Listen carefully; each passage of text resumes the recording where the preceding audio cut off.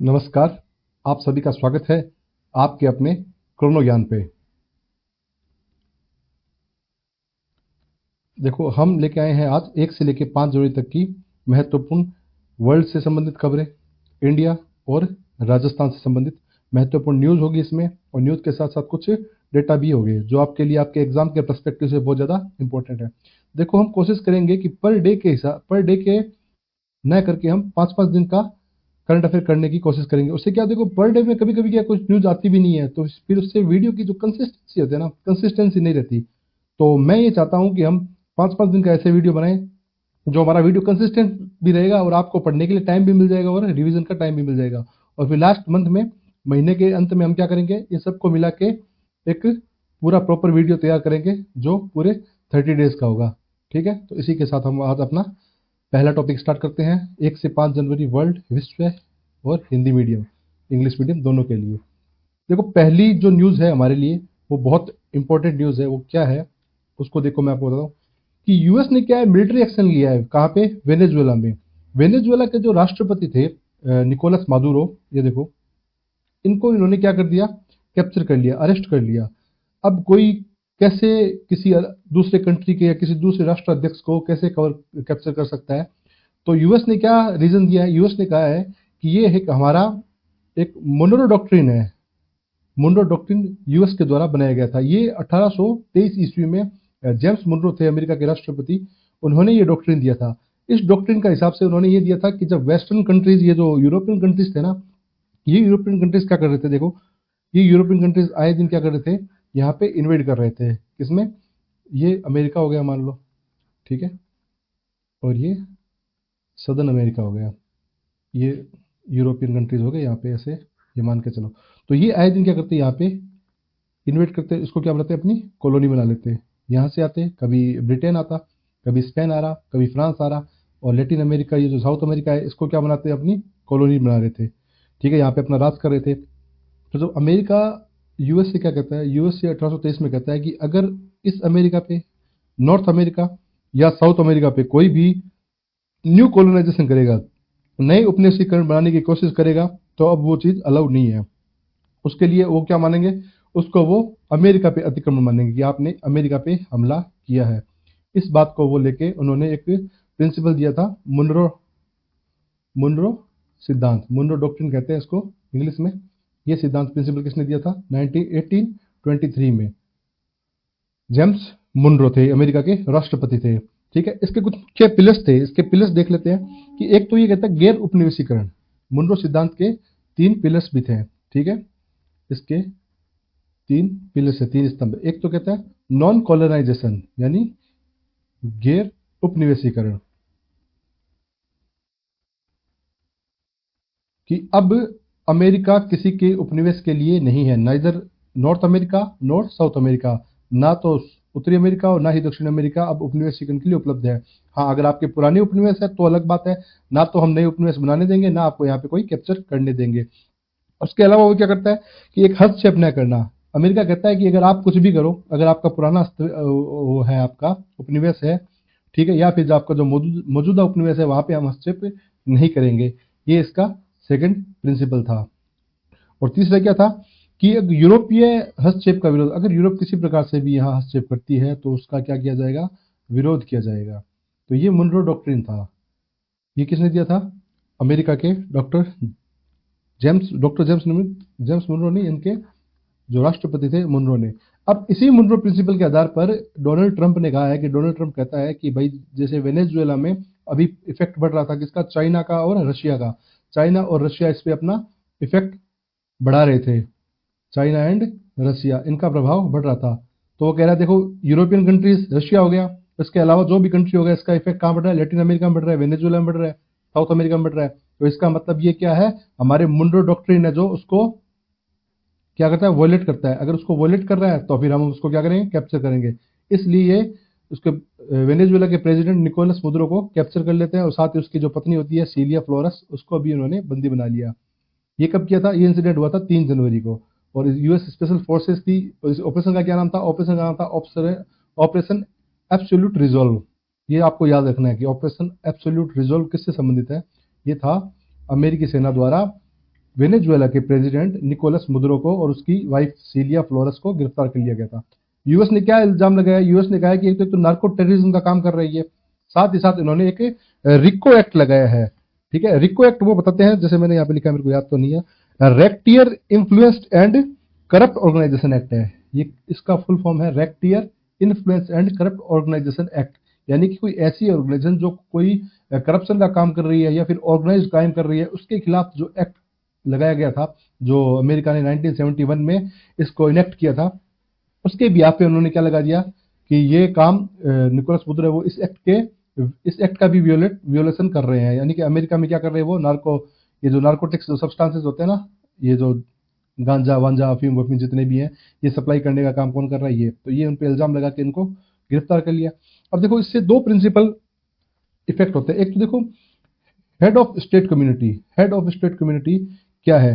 Head of state community एक प्रकार की एक वो कहते हैं ना, एक सिचुएशन थी या एक प्रकार का क्लोज है, जिसमें ये बताया गया है कि किसी भी कंट्री का कोई हेड होगा ना, उसको वर्तमान में है, उसको कोई भी अन्य कंट्री का हेड या अन्य कंट्री उसको ना तो गिरफ्तार कर सकती है, ना ही उस पर कोई केस चला सकती है। ये था हेड ऑफ स्टेट इम्यूनिटी। इसको इम्यूनिटी प्राप्त होती है, यानी राष्ट्राध्यक्ष की उन्मुक्ति, ये इनको प्राप्त होती है। जैसे 361 में, शायद 361 में राष्ट्रपति को, भारत के कॉन्स्टिट्यूशन में राष्ट्रपति को ये उन्मुक्ति प्राप्त है। वैसे ही हेड ऑफ स्टेट इम्यूनिटी प्राप्त किसको होती है? राष्ट्राध्यक्षों को। लेकिन अमेरिका कह रहा है कि, अमेरिका कहता है कि भाई ये, एक तो ये हम इसको राष्ट्राध्यक्ष नहीं मानते, हम इसको राष्ट्राध्यक्ष नहीं मानते। कारण वो कह रहा है कि इसने जो इलेक्शन जीता है वो कैसे जीता है? धांधली करके जीता है, तो हम इसको राष्ट्राध्यक्ष नहीं मानते। और इसके ऊपर क्या चला रही है? न्यूयॉर्क में इसके ऊपर केस चल रहे हैं, इसके ऊपर, निकोलस मदुरो के ऊपर। तो ये देखो, बात समझने वाली है। अब इसको वर्ड टू वर्ड पढ़ लेते हैं। ये तो मैंने आपको समझाया था कि यूएस स्पेशल फोर्सेस, जिसको कहते हैं delta force, lost A military strike in Caracas. कहाँ पे? ये काराकास राजधानी है वेनेजुएला की, काराकास। ठीक है, कैप्चरिंग प्रेसिडेंट निकोलस मदुरो। ये तो मैंने आपको बता दिया फर्स्ट लेडी को। तो यूएस ने क्या इन्वोक किया? Narco terrorist tag and RICO act to strip him of head of state immunity. कि भाई हेड ऑफ स्टेट इम्यूनिटी इसको क्यों नहीं दे रहे? क्योंकि एक तो ये नार्कोटॉपिक सब्सटेंसेज है, उनको क्या कहला है? फैला रहा है, टेररिज्म कर रहा है, नार्कोटॉपिक सब्सटेंसेज का टेररिज्म कर रहा है। और दूसरा ये रिको एक्ट हो गया, जो मैंने आपको बता दिया, racketeer influenced and corrupt organization act है। इसके तहत हम इसको हेड ऑफ स्टेट इम्यूनिटी का इसको जो मिलना था, इसको जो क्या मिलना था, छूट मिलनी चाहिए थी, वो हम नहीं दे रहे। The significance, the rival of Monroe doctrine to counter Chinese and Russian influence.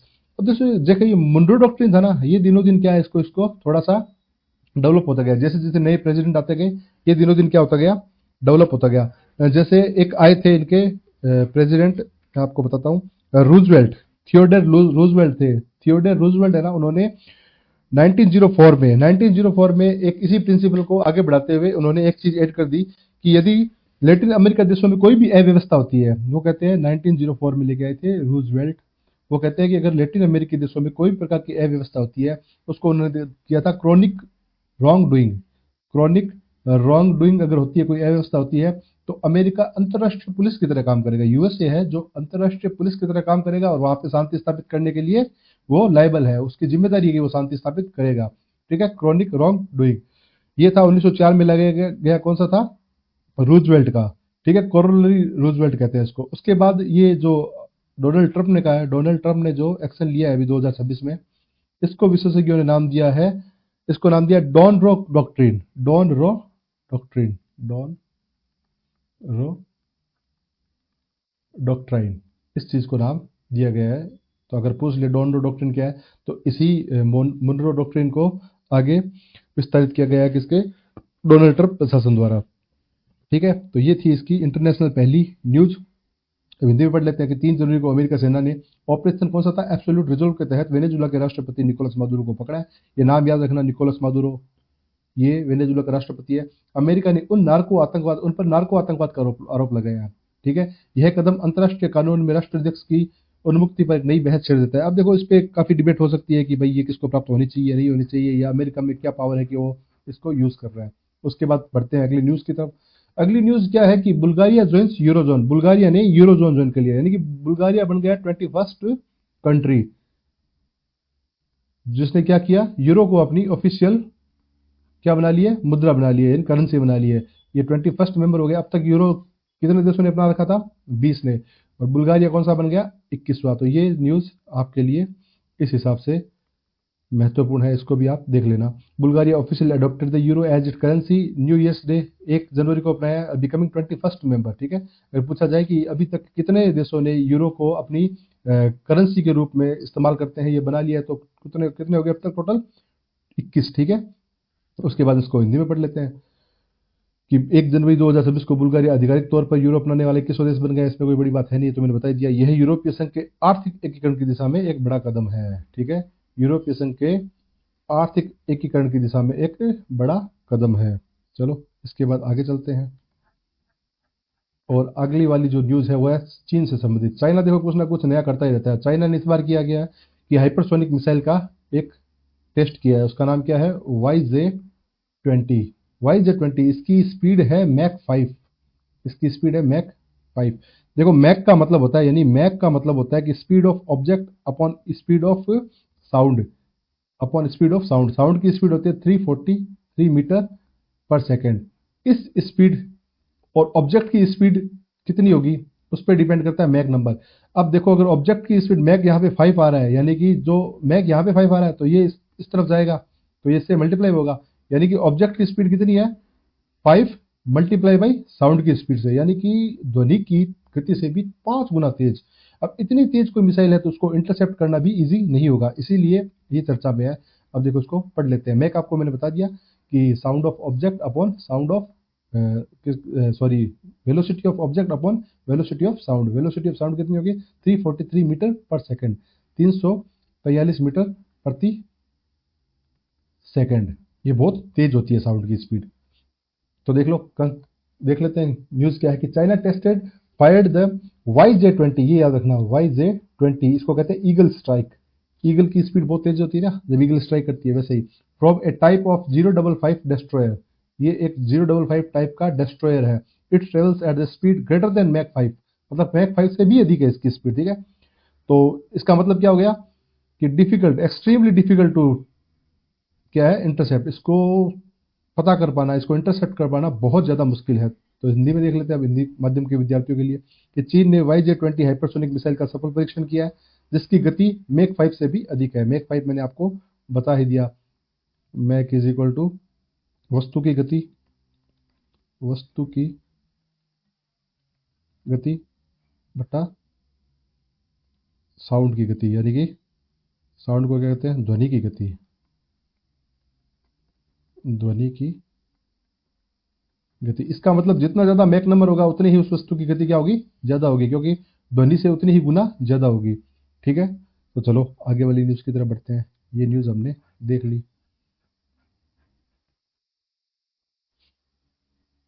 ये न्यूज क्या है कि इक्वेटोरियल गुइना है ना, ये मूव्स इट्स कैपिटल।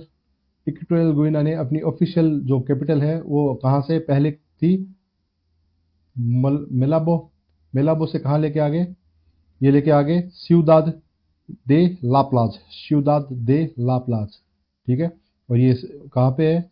ये जो साउथ अमेरिका, साउथ अफ्रीका, जो अफ्रीकन कॉन्टिनेंट है, जैसे ये वाला अफ्रीकन कॉन्टिनेंट हो गया मान लो, तो यहाँ पे ये ऐसा देश है छोटा सा, इस जगह, इस जगह है ये इक्वेटोरियल गोयना। ठीक है, तो इसमें क्या है, एक छोटी सी काउंटर आपको पूछा जा सकता है करंट में कि वर्तमान में किस देश ने अपनी राजधानी को स्थानांतरित किया है? मलाबो से हटाकर कहाँ कर दिया? सिउदाद, सिउदाद दे ला प्लाज। नाम ही बड़े अजीब से हैं, देखो सिउदाद दे ला प्लाज। तो ये आपको याद रखना है। कौन सी कंट्री है? Equatorial Guinea. और कहाँ पे है ये? कौन से कॉन्टिनेंट में है? अफ्रीकन कॉन्टिनेंट में, अफ्रीका महाद्वीप में है ये। इसके बाद आगे चलते हैं। देखो यूएन इंटरनेशनल ईयर बनाया है इन्होंने। यूएन ने अपना 2026 है ना, इस वर्ष को क्या घोषित किया है? International year of rangelands and पेस्ट्रो पेस्टोरलिट्स। ठीक है, रेंजलैंड एंड पेस्टोरलिट्स। रेंजलैंड क्या होती है? रेंजलैंड एक्चुअली में 50% भूमि है अपने पूरे धरती की, जिसमें क्या आती है? घास के मैदान आगे। ठीक है, घास के मैदान, सवाना आ गया, जो सवाना भूमि है वो सवाना आ गई। इसके साथ झाड़ियाँ आ गई, जितनी भी झाड़ियाँ थी, झाड़ियाँ फूंको जितने भी होते हैं, और जितने भी छोटे मोटे मैदान, वेटलैंड हो गए। ठीक है, वेट लैंड हो गए। तो ओवरऑल ये अपने अर्थ का 50% सरफेस कवर करता है। कौन से? ये जो रेंज लैंड्स है ना ये। उसके अलावा ये आपको पता ही है पेस्टोरलिस्ट क्या होता है? पेस्टोरलिस्ट होता है चरवाहे, पेस्टोरलिस्ट होते हैं चरवाहे। तो इनके ऊपर इन्होंने बनाया कि ये चरवाहे हैं, ये भूमि के रक्षक के रूप में है। तो इसके ऊपर इन्होंने एक ये 2026 का ईयर घोषित किया था। यूएन इंटरनेशनल ईयर कई बार पूछा जाता है, तो इस बार पूछा जा सकता है कि यूएन इंटरनेशनल ईयर कौन सा है? तो international year of rangelands and pastoralist, ठीक है। और किरीबाती क्या है? देखो किरीबाती के बारे में अगली न्यूज है कि first nation to 2026, Kiribati was the first nation to welcome new year. अब वेलकम न्यू ईयर कैसे करती है? देखो जैसे आपको मैं बताता हूँ, ये मान लो हेमिस्फेयर है, ये नॉर्दर्न हेमिस्फेयर है, ये साउदर्न हेमिस्फेयर है, ये मान लो धरती है पूरी, ठीक है। ये नॉर्दर्न हो गया, ये सदर्न हेमिस्फेयर हो गया, ये उत्तरी वो जो हो गया उत्तरी गोलार्ध, ये दक्षिणी गोलार्ध। किरीबाती है ना, देखो किरीबाती एकमात्र ऐसा देश है, किरीबाती एकमात्र ऐसा देश है। चलो थोड़ा सा इसको मैं कलर में आपको अलग से समझाता हूँ। ये देखो ये किरीबाती एकमात्र ऐसा देश है जो चारों गोलार्ध में है। चारों में कैसे? चारों में कैसे उसको भी अब देख लेते हैं। चारों में ऐसे है, देखो ये नदर्न हेमिस्फेयर हो गया, ये सदर्न हो गया, नदर्न में भी ये हो गया, ये इस तरफ वाला हो गया ईस्ट, ये हो गया वेस्ट, और ये सदर्न ईस्ट और ये सदर्न वेस्ट, ठीक है। ये यहाँ से स्टार्ट होता है, देखो यहाँ से स्टार्ट होगा, फिर जापान आएगा, जापान के बाद में ये एशिया आ जाएगा, एशिया के बाद में सारे कंट्रीज आएंगे, और इस तरफ है अमेरिका, ये नदर्न अमेरिका हो गया, और ये नीचे यहाँ पे सदर्न अमेरिका हो गया। फिर यहाँ की बात ये यहाँ ऑस्ट्रेलिया है कहीं ऐसे। तो ये चारों हेमिस्फेयर में, यानी कि उत्तरी पूर्वी और उत्तरी पश्चिमी, दक्षिणी पूर्वी और दक्षिणी पश्चिमी गोलार्ध में एकमात्र देश है जो किरीबाती है। इसीलिए ये किरीबाती ही ऐसा देश है जो सबसे पहले जिसमें किसी नए वर्ष की शुरुआत होती है। 2026 पहले इसी साल इसी में आएगा। क्यों? क्योंकि ये सबसे पहले है, यहाँ पे टिका हुआ है। ये देखो वेस्ट के बाद सीधा ही किरीबाती आता है। तो सबसे पहले कौन सा देश एंटर करता है? किरीबाती। तो इस देश का क्या नाम है? किरीबाती। और एकमात्र देश है जो चारों हेमिस्फेयर्स में है। चारों कौन से हो गए?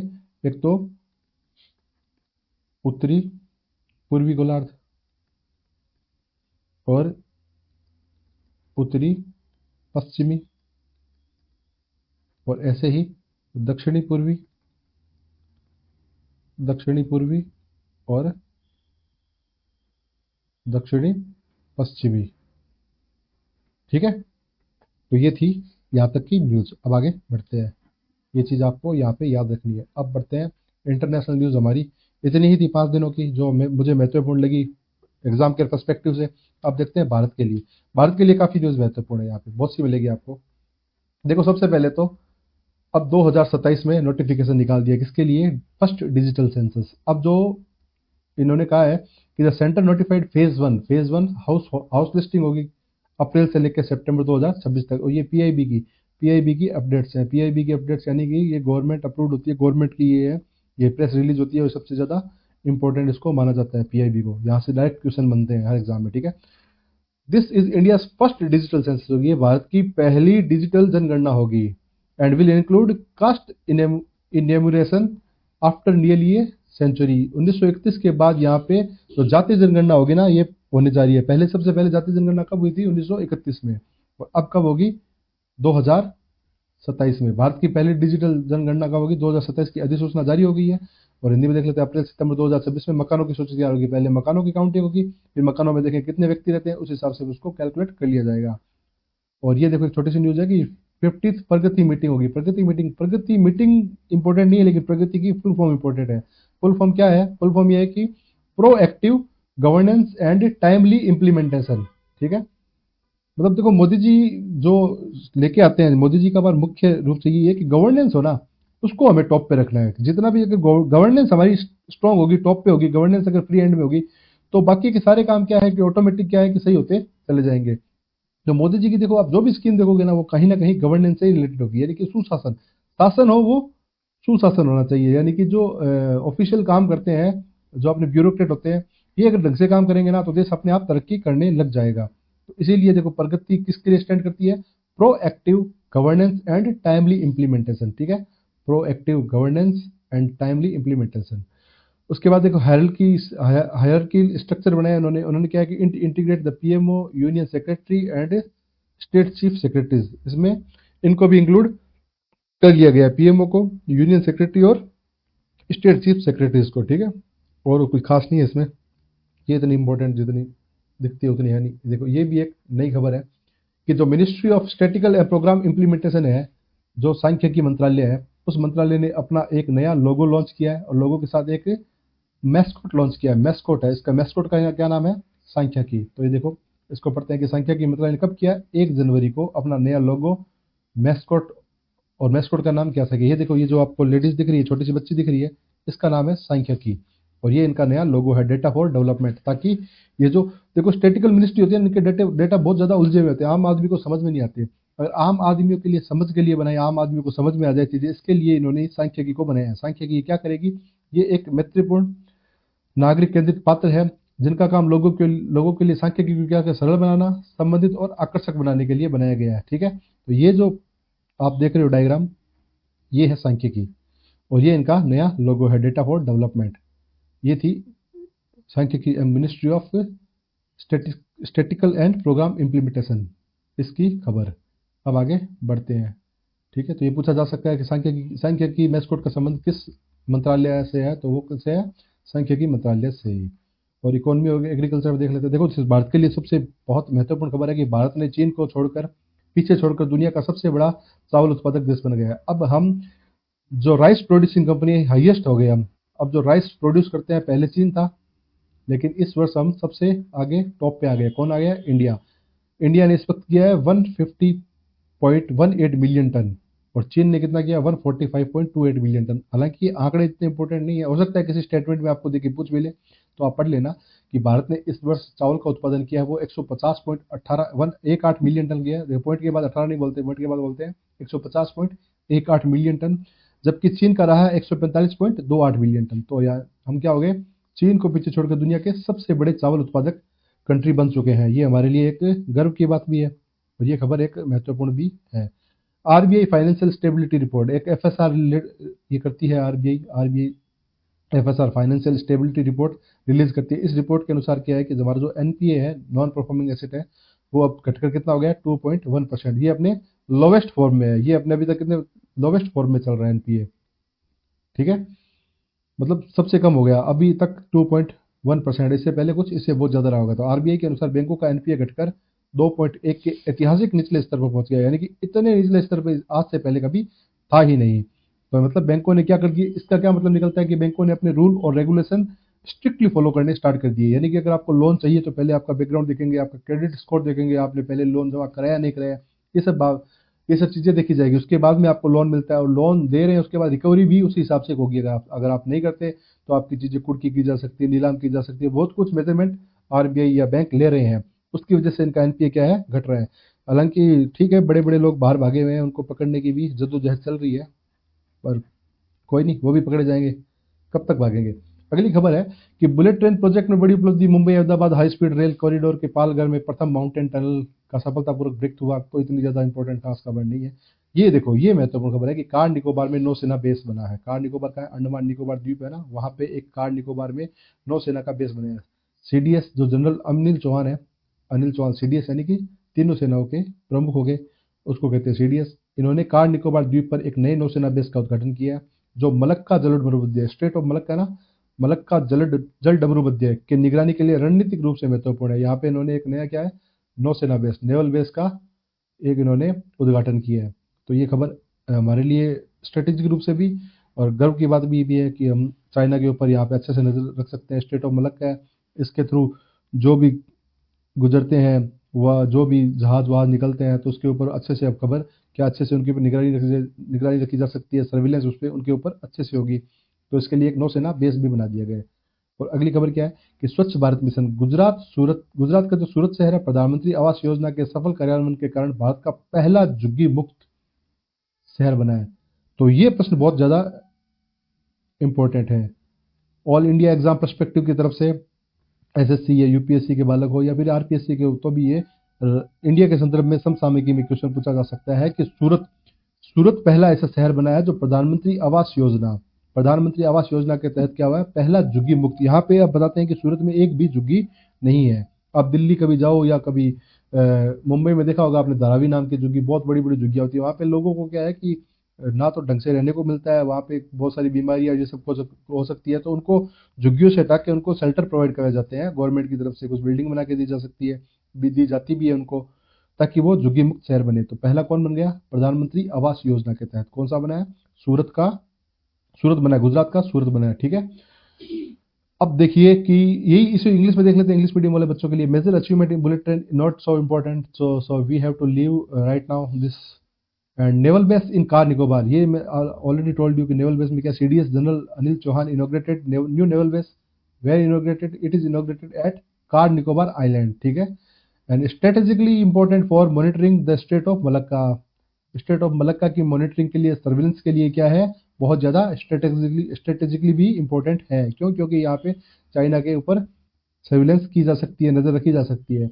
और Swachh Bharat mission, as I told you, ये भी इंपॉर्टेंट है। The city of Surat in Gujarat become India's first slum free. India's first slum free. अब कोई चीज़ें फर्स्ट हो या फिर फाइनल हो, वो चीज़ हमेशा एग्जाम के परस्पेक्टिव से हमेशा इंपॉर्टेंट होती है, ध्यान रखना।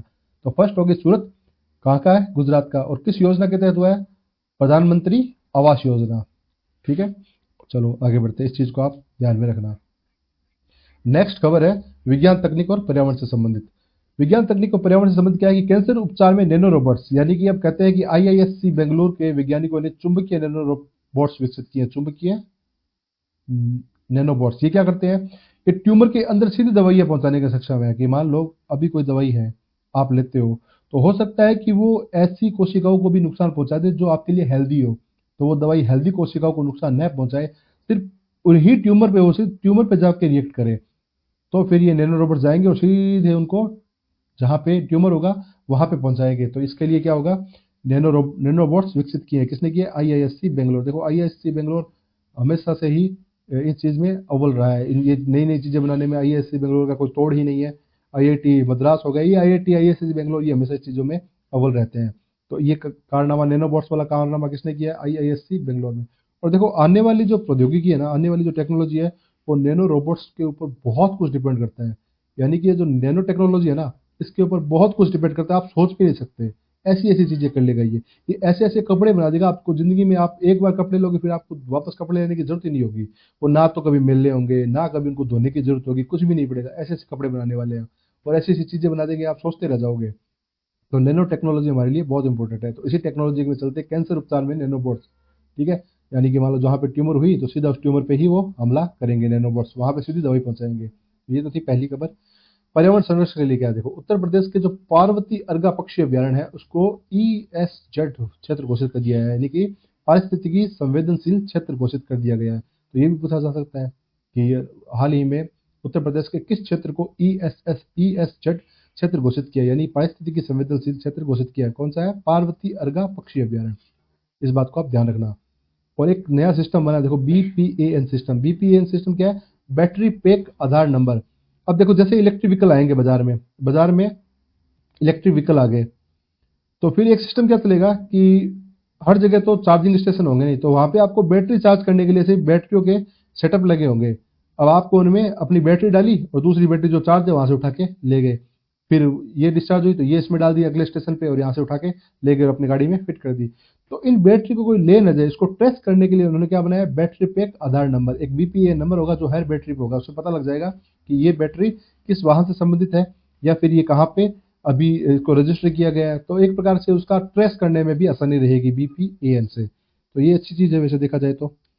चलिए अभी इसको इंग्लिश में देख लेते हैं। इंग्लिश वाले बालकों के लिए, इंग्लिश वाले स्टूडेंट्स होते हैं उनके लिए देख लेते हैं कि साइंस टेक्नोलॉजी एनवायरनमेंट में है कि nanobots in cancer treatment. Scientist at IISc Bangalore have developed magnetic nanobots capable of delivering drugs directly inside tumour. As I told you कि नैनोबॉट्स क्या करेंगे? नैनोबॉट्स डायरेक्ट डिलीवरी करेंगे। कहाँ करेंगे? उन ट्यूमर्स के ऊपर, उन ट्यूमर्स के ऊपर जो क्या है इफेक्टेड है कैंसर से। और जो हेल्दी ट्यूमर से, जो हेल्दी हमारी सेल्स होती है, उनको फिर ये नुकसान नहीं पहुंचाएंगे। जो हेल्दी सेल्स होगी वो हमारी हेल्दी ही रहेगी। अब आप देखते होगे कि अभी जो कीमोथेरेपी चलती है, जिसको भी मान लो कैंसर है, भगवान ना करे, जिनको लोगों को कैंसर होता है उनकी कीमोथेरेपी चलती है, तो उनके बाल भी उड़ जाते हैं, उनका शरीर भी पतला पड़ जाता है, बहुत कुछ उनको साइड इफेक्ट होते हैं। तो उस ऐसे साइड इफेक्टों से बचाने के लिए ये नैनोबॉट्स विकसित किए गए हैं। नेक्स्ट न्यूज़ देखते हैं। Environmental protection. इन्वायरमेंटल प्रोटेक्शन में क्या है?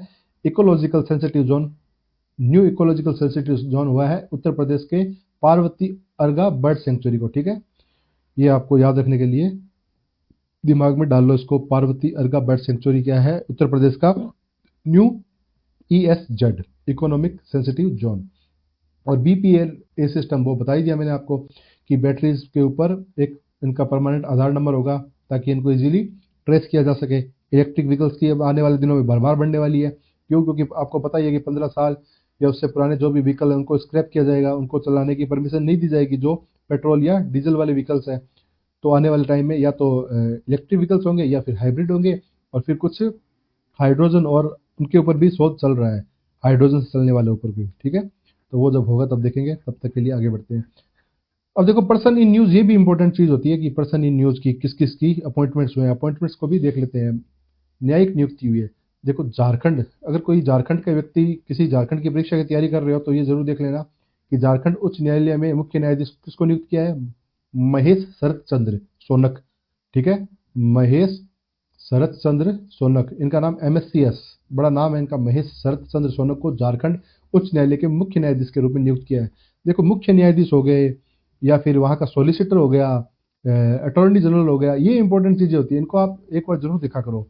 अगर आप किसी स्टेट की तैयारी कर रहे हो, अगर मान लो कोई झारखंड का बच्चा झारखंड स्टेट PCS की या झारखंड के किसी एग्जाम की तैयारी कर रहा है तो इनको आप जरूर देखो। हालांकि ऑल इंडिया पर्सपेक्टिव से इतना इंपॉर्टेंट नहीं होगा, अगर वो आपके UPSC के हिसाब से तैयारी कर रहे हो तो इतना महत्वपूर्ण नहीं होगा, लेकिन SSC भी दे सकती है। क्यों? क्योंकि हाईकोर्ट है कितने? 26, 25 और 26 ही है अभी हाईकोर्ट वर्तमान में। तो उतने नाम अगर आपको याद नहीं है तो फिर क्या मतलब, वो तो आपको याद होने ही चाहिए उनके मुख्य न्यायाधीशों के एटलीस्ट, ठीक है। और प्रशासनिक नियुक्ति देखो प्रशासनिक नियुक्तियां देख लेते हैं। देखो एक कहते हैं डिपार्टमेंट ऑफ, ये कहते हैं विदेशी व्यापार, director general of foreign trade. Director general of foreign trade का महानिदेशक किसको नियुक्त किया? लव अग्रवाल को। ये इंपॉर्टेंट है, देखो ये सब भी एग्जाम के लिए इंपॉर्टेंट है। लव अग्रवाल नाम के जो ये IAS हैं, शायद IAS रह चुके हैं ये अपने टाइम के हैं, मतलब इनको महानिदेशक डायरेक्टर जनरल नियुक्त किया है। किसका? किसमें? फॉरेन ट्रेड के director general of foreign trade, ठीक है। विदेश व्यापार का महानिदेशालय होता है उस निदेशालय में। और एक रविंद्र कुमार अग्रवाल है, इनको FCI में, फूड कॉर्पोरेशन ऑफ इंडिया, भारतीय खाद्य निगम में अध्यक्ष एवं प्रबंध निदेशक, चेयरमैन एंड मैनेजिंग डायरेक्टर, इसको इनको क्या किया गया? अपॉइंट किया गया है, ठीक है। अब चलते हैं आगे की खबर पे। आगे की खबर भी थोड़ी इंपॉर्टेंट है कि पिपरवाह बुद्ध के अवशेष। PM मोदी ने दिल्ली में पिपरवाह कपिल वस्तु से जुड़े बुद्ध के अवशेषों की अंतर्राष्ट्रीय प्रदर्शनी का उद्घाटन किया है। पिपरवाह देखो बुद्ध से संबंधित एक बहुत महत्वपूर्ण स्टार्ट है। कपिल वस्तु में ही कहते हैं लुम्बिनी नामक ग्राम में कपिल वस्तु में बुद्ध का जन्म हुआ था, और वहां से पिपरवाह में बुद्ध की कुछ अस्थि अवशेष थे या बुद्ध से जुड़े कुछ अवशेष हैं, उनका प्रदर्शन कहाँ किया गया? दिल्ली में, दिल्ली की एक अंतर्राष्ट्रीय प्रदर्शनी में, ठीक है। और PM मोदी ने किया था, तो ये खबर PIB में आई हुई थी और द हिंदू और इंडियन एक्सप्रेस में भी आई हुई थी, तो वहाँ से मैंने इसको कलेक्ट किया है। इसके बाद जनवरी की कुछ महत्वपूर्ण तारीख देख लेते हैं। 1 से 5 के बीच में कौन कौन सी महत्वपूर्ण तिथियां आती है। देखो 1 जनवरी को मनाते हैं वैश्विक परिवार दिवस, यानी कि साल की जो नववर्ष हो, जो अंग्रेजी नववर्ष हो, उसका पहला दिन एक परिवार हो, सारा वैश्विक वर्ल्ड फैमिली डे के रूप में मनाया जाना चाहिए, यानी कि पहले दिन आप सारे परिवार इकट्ठे रहो, इसलिए वर्ल्ड फैमिली डे यानी कि वैश्विक परिवार दिवस। और 3 जनवरी को सावित्रीबाई फुले की 154वीं जयंती है, 194th जयंती है। इसको महिला शिक्षा दिवस, क्योंकि सावित्रीबाई फुले को भारत की पहली महिला शिक्षिका माना जाता है, तो इसीलिए इनके जन्म तिथि को महिला शिक्षा दिवस के रूप में मनाया जाता है। और 4 जनवरी को विश्व ब्रेल दिवस। देखो ब्रेल शायद वो लिपि है जिसको ये जो पर्सन विद ब्लाइंडली डिसेबल्ड होते हैं ना, जिनको दिखाई नहीं देता, उनके लिए एक लिपि, डॉटेड डॉटेड लिपि होती है, जिसके उनसे उनको पता लग जाता है कि क्या लिखा हुआ है। A के हिसाब से कुछ डॉट होंगे, B के हिसाब से, तो उस हिसाब से ये ब्रेल, उसको ब्रेल लिपि भी कहते हैं। तो ये वर्ल्ड ब्रेल डे मनाया जाता है कब? 4 जनवरी को। अब इंग्लिश मीडियम वालों के लिए इसी को पढ़ लेते हैं, समझा तो मैंने यही दिया। Art and culture and important है क्या है? पिपरवाह बुद्धा रेलिक्स। देखो रेलिक्स कहते हैं अस्थि अवशेषों को। PM Modi inaugurated an international exhibition of Buddha relics related to Piprahwa Kapilavastu. कहाँ पे? इन दिल्ली में। ये दिल्ली में क्या थी? इंटरनेशनल एग्जीबिशन थी, ठीक। इंपॉर्टेंट डेट्स देख लेते हैं। जनवरी फर्स्ट डे है, तो हम ग्लोबल फैमिली हैं, सारे एक हैं, क्योंकि 1 जनवरी को हम सारे सेलिब्रेट करते हैं न्यू ईयर। और 3rd जनवरी क्या होती है? सावित्रीबाई फुले का जन्मदिन है, इनका बर्थडे थे, बर्थ एनिवर्सरी है। बर्थ एनिवर्सरी उनको वुमेन्स एजुकेशन डे मनाते हैं इंडिया में, स्पेशली इंडिया में। और जनवरी 4 को वर्ल्ड ब्रेल डे, ठीक है। ब्रेल एक प्रकार की क्या है? एक स्क्रिप्ट है फॉर ब्लाइंडली पीपल। अब पढ़ते हैं राजस्थान की। अब जो राजस्थान स्पेसिफिक तैयारी करने वाले बच्चे हैं वो इस पर ध्यान दें, बाकी आप चाहो तो इस वीडियो को यहाँ स्किप कर सकते हो और राजस्थान वाले जो बच्चे हैं वो अब एकदम सजग होकर पड़े, क्योंकि अब आपके लिए बहुत ही महत्वपूर्ण खबरें आने वाली है। देखो, सबसे ज़्यादा चर्चा में जो जनवरी में जो चीज़ रही है वो है राजस्थान का डिजी फेस्ट टाई ग्लोबल समिट। ये है, इसका आयोजन हुआ था 4 से 6 जनवरी 2026 तक। कहाँ पे हुआ था? जेईसीसी सीतापुरा जयपुर में। ये जेईसीसी क्या है? Jaipur exhibition and convention centre. यहाँ पे कोई भी आईटी से रिलेटेड कोई भी चीज़ होगी ना राजस्थान में, वो अधिकतर चीज़ें कहाँ होती है? जयपुर के जेईसीसी सीतापुरा में। ठीक है, इस सीतापुरा को आईटी हब के रूप में विकसित किया गया है। सॉरी, आईटी हब के रूप में विकसित किया गया है, तो सारी चीज़ें लगभग लगभग यहाँ ही यहीं पे ही होती है, जेईसीसी सीतापुरा में। राजस्थान सूचना प्रौद्योगिकी और संचार विभाग रत्न राजस्थान सूचना प्रौद्योगिकी का संचार विभाग और टाई के सहयोग से, ये टाई क्या है? द इंडस एंटरप्रेन्योर है। ये एक इंडस एंटरप्रेन्योर है, एक प्राइवेट कंपनी है ये राजस्थान की। इसके सहयोग से ये क्या बन रहा है? राजस्थान डिजी फेस्ट टाई ग्लोबल समिट का आयोजन हो रहा है 2026 का। कहाँ हो रहा है? जयपुर के सीतापुरा जेईसीसी में। जेईसीसी का फुल फॉर्म है Jaipur exhibition and convention centre. ये बात आपको याद रखनी है। अब इसमें कुछ हुए हैं, कुछ चीजें हुई थी 4 से 6 जनवरी, वो उनको देख लेते हैं। एक तो क्या, इसमें 36 घंटे का एआई हैकाथॉन है। हैकाथॉन, स्टार्टअप एक्सपो हुआ था, कॉमिक कॉन हुआ है और फिल्म फेस्टिवल का आयोजन किया गया। यानी एक हिसाब से ये एंटरटेनमेंट से संबंधित चीजें थी। और एआई हैकाथॉन का मतलब कि कुछ एआई के बारे में रिसर्च स्टूडेंट्स हो गए, कुछ टेक्निकल स्टूडेंट्स हो गए, और टेक्निकल पर्सपेक्टिव से जो लोग आए हैं वो सारे मिलके कुछ शॉर्ट डे में कम समय में जो टास्क करते हैं उसको हैकाथॉन कहते हैं। तो वो एआई के ऊपर बेस्ट हैकाथॉन भी यहाँ पे हुआ है। कहाँ पे हुआ है? राजस्थान डिजी फेस्ट में। 3 दिनों का था। देखो, 4, 5 और 6, तो यहाँ पे अलग अलग प्रोग्राम अलग अलग दिन चले हैं। और क्या है इसमें? इसमें इंपॉर्टेंट चीज़ है कि डिजिटल राजस्थान की दिशा में एक बड़ा कदम है। इसमें लगभग लगभग क्या 10,000 से अधिक भी प्रतिभागियों ने और दुनिया भर के निवेशकों ने भाग लिया है। देखो, हमारा एक इसमें 2 काम था। इसमें हमारा उद्देश्य क्या है? एक तो राजस्थान को तकनीकी और स्टार्टअप हब बनाना है, ताकि हमारा राजस्थान तकनीकी और स्टार्टअप हब में बेंगलोर को हम टक्कर दे सकें। अभी कौन सा है? बेंगलुरु है। बेंगलुरु अभी क्या है? मेरे तकनीकी और स्टार्टअप हब में नंबर 1 पे है। तो उसको टक्कर देने के लिए राजस्थान में स्कोप बहुत है। देखो, राजस्थान में जगह की कोई कमी नहीं है, सस्ती जगह भी है। और राजस्थान में स्टूडेंट्स और राजस्थान में जो क्या कहते हैं, इन्वेस्टमेंट, वो क्या अट्रैक्ट करता है लोगों को। सस्ती ज़मीनें हैं, सस्ता लेबर है, और स्टूडेंट्स भी मिल जाते हैं। बहुत से इंजीनियरिंग कॉलेज हैं, बहुत कुछ है यहाँ पे। लोग काफ़ी इंजीनियरिंग वेल ही घूम रहे हैं। हाँ, तो सोच सकते हो आप। तो ये क्या है यहाँ पे? इसको क्या है, हमारा इसका उद्देश्य है तकनीकी और स्टार्टअप हब बनाना है। और इसमें दुनिया भर के निवेशकों को भाग लेना है। निवेशक मतलब कि जो इन्वेस्ट करे आपने कोई स्टार्टअप, मान लो आपके दिमाग में है। कई बार ऐसा होता है आपके दिमाग में बहुत अच्छा स्टार्टअप है, लेकिन आपके पास पैसे नहीं है। तो फिर आप किसी निवेशक से मिलोगे, आप उसको बताते हो, सर हमारे पास ऐसे ऐसे आइडिया है। उसको पता लग गया कि हाँ यार, आइडिया तो बहुत जोरदार है, हो सकता है मैं पैसे लगाऊं तो इससे कुछ काम भी बन जाए। तो फिर वो क्या करता है? आपके आपके बिजनेस में इन्वेस्ट करता है। अब देखो, आपको इन्वेस्टमेंट मिल गया और आपके आइडिया काम कर गए, तो हो सकता है आपका स्टार्टअप बहुत बढ़िया ग्लोबल यूनिकॉर्न बन जाए। जैसे अपने इंडिया के बहुत से स्टार्टअप यूनिकॉर्न बने हुए हैं। ये फिजिक्स वाला हो गए, और भी इससे पहले भी है। ये जोमेटो वाला हो गया, स्विगी वाले हो गए। ये क्या है? ये इंडियन स्टार्टअप ही तो है। ये बहुत अच्छा परफॉर्म कर रहे हैं आज भी वर्ल्ड स्टेज पे। तो ये तो था इंग्लिश में। अभी इसको थोड़ा हिंदी में था, इंग्लिश में देख लेते हैं। उसके बाद इसकी कुछ और खूबियाँ वो भी देखेंगे। Rajasthan Digifest tie global summit 2026। It is being organized from January 4 to 6, where at JECC Jaipur. Jaipur में कहाँ पे? सीतापुरा में। Jaipur exhibition and convention centre. Organised by Rajasthan department of information technology. Rajasthan का डिपार्टमेंट है ना, इंफॉर्मेशन ऑन टेक्नोलॉजी और कम्युनिकेशन। इस डिपार्टमेंट के साथ साथ टाई का समिट है यहाँ पे। ध्यान रखना, टाई एंटरप्रेन्योर। ये टाई क्या है? The Indus entrepreneur. ठीक है, इसके सहयोग से। तो अगर प्रश्न में अगर पूछा जाए कि ये सिर्फ Rajasthan department of information technology and communication ने किया था, और कोई साथ में हो सकता है आपको सामने कोई इंडियन गवर्नमेंट की वेबसाइट दे दे, जैसे इंडियन गवर्नमेंट की मिनिस्ट्री दे दे, मिनिस्ट्री ऑफ माइटी दे दे। नहीं, इसके साथ ये प्राइवेट ऑर्गेनाइजेशन थी, द इंडस एंटरप्रेन्योर। ठीक है, ये चीज़ आपको ध्यान में रखनी है। उसके अलावा मैंने आपको बता ही दिया कि यहाँ पे 36 और का एआई हैकाथॉन चला था, स्टार्टअप एक्सपो था, कॉमिकॉन एंड फिल्म फेस्टिवल। ये सारे एंटरटेनमेंट पर्पस के हिसाब से थे, ताकि राजस्थान में इन्वेस्टमेंट इनको प्राप्त हो सके। A major step toward digital Rajasthan के लिए ये मेजर स्टेप है।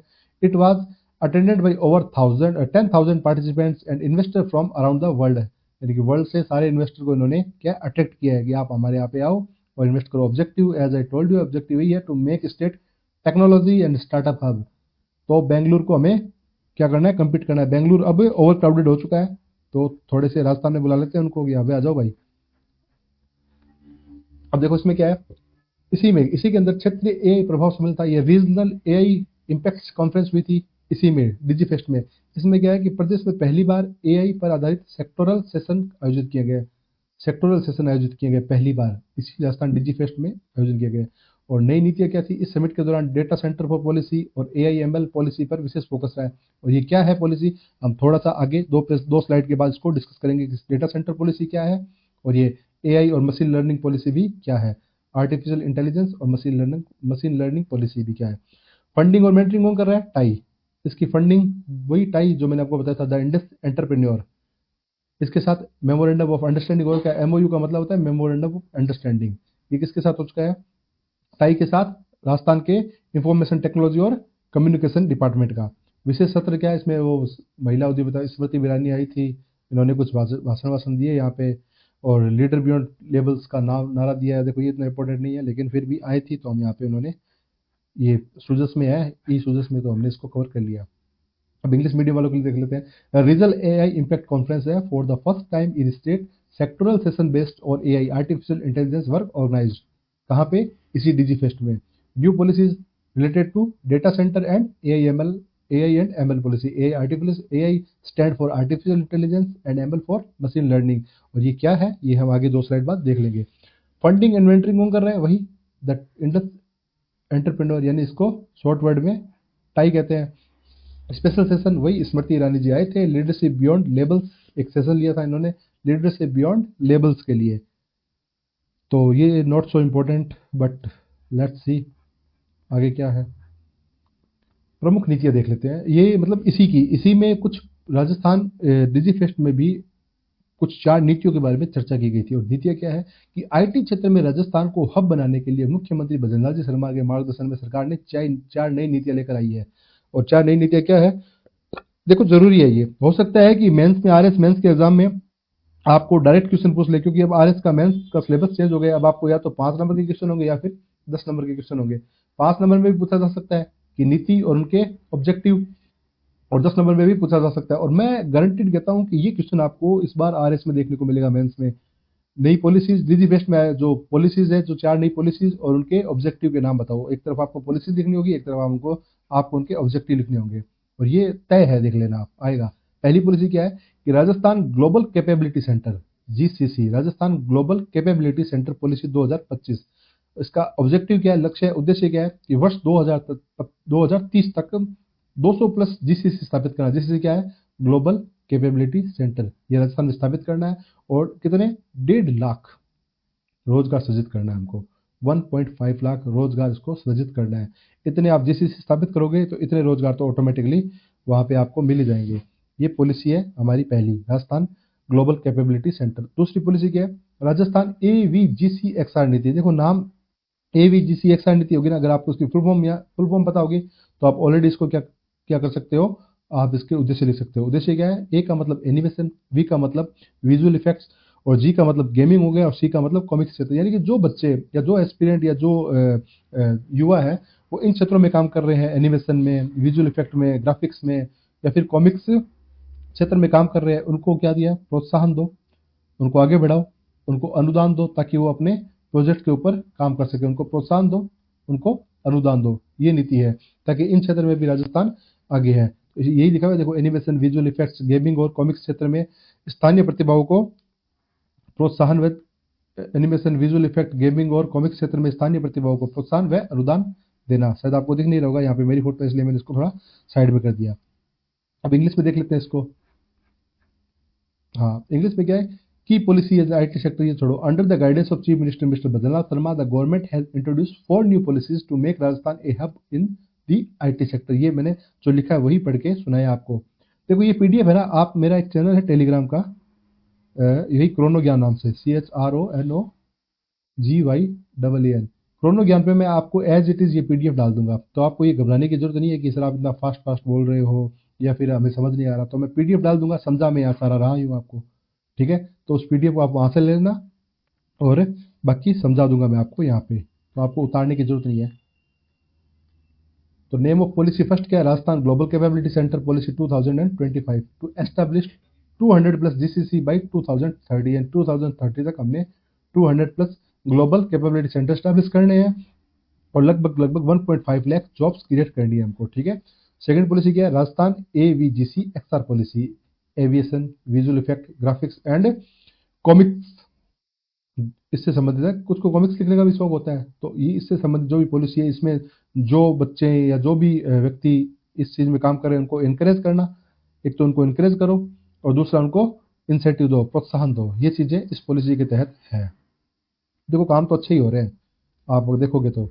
अब आप यहाँ पे देख लो इसको, encourage and grant for local talent in the field of animation, visual effect, gaming and comics.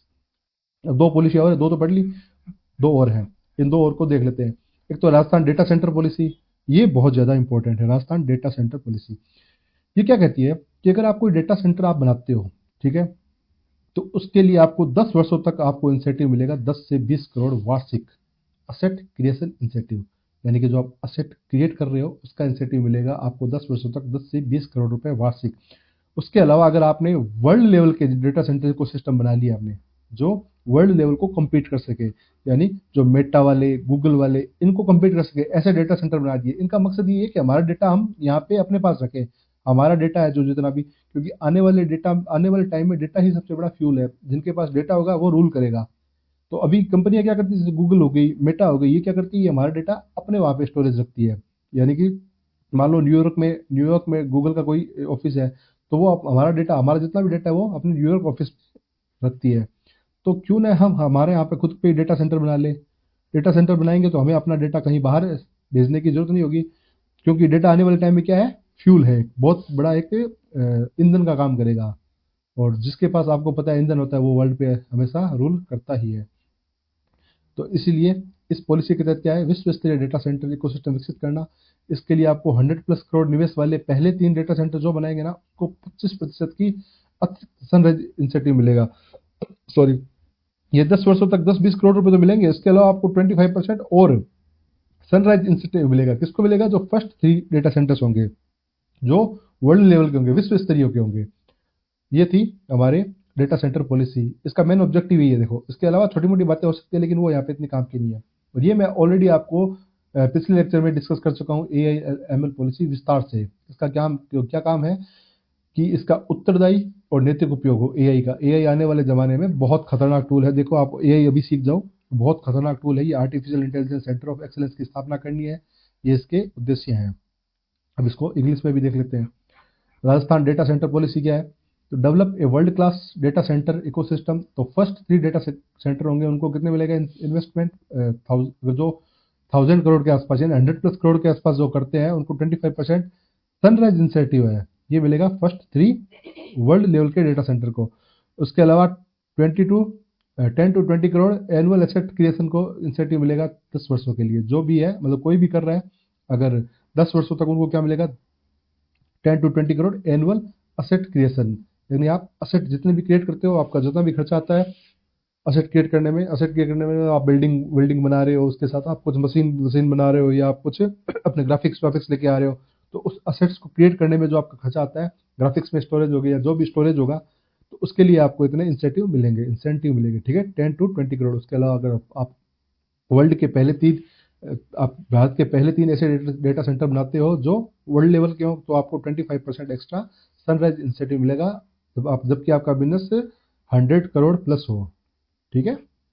Rajasthan AI/ML policy, AI artificial intelligence and machine learning, ये तो मैं आपको बता चुका हूँ। Responsible and ethical use of artificial intelligence, establishment of AICE, artificial intelligence centre of excellence, ठीक है, AICE की स्थापना करना, ये इसकी पॉलिसी क्या है, ऑब्जेक्टिव्स है। सॉरी,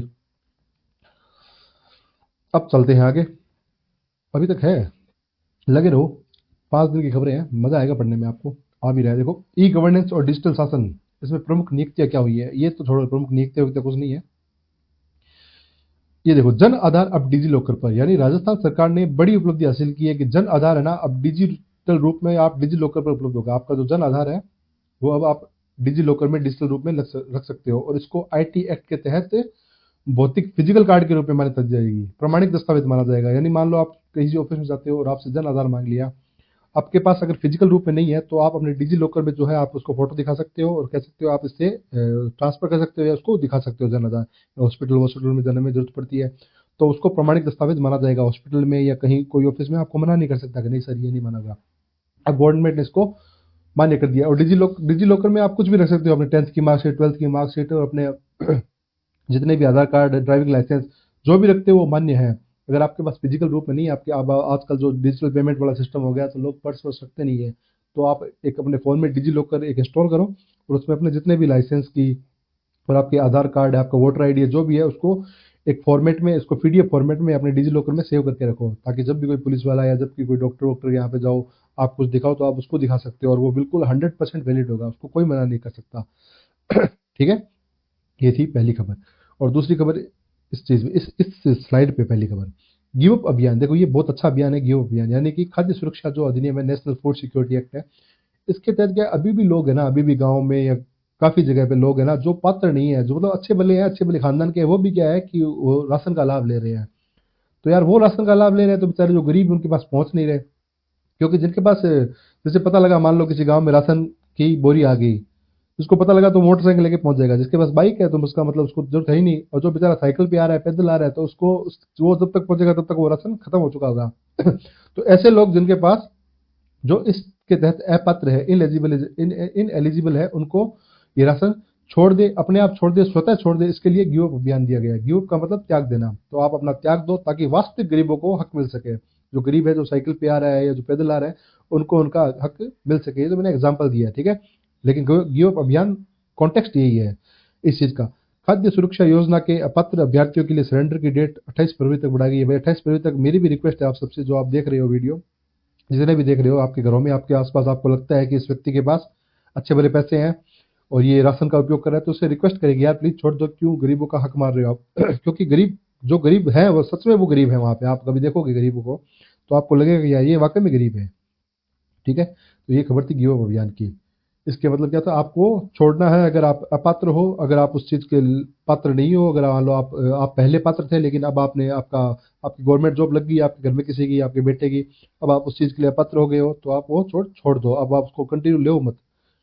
लेकिन लोगों को क्या है कि जिद रहती है कि नहीं नहीं सरकार दे, हमारे तो फोकट में मिल रहा है, मैं चले वहां पर, ये बात सही नहीं है।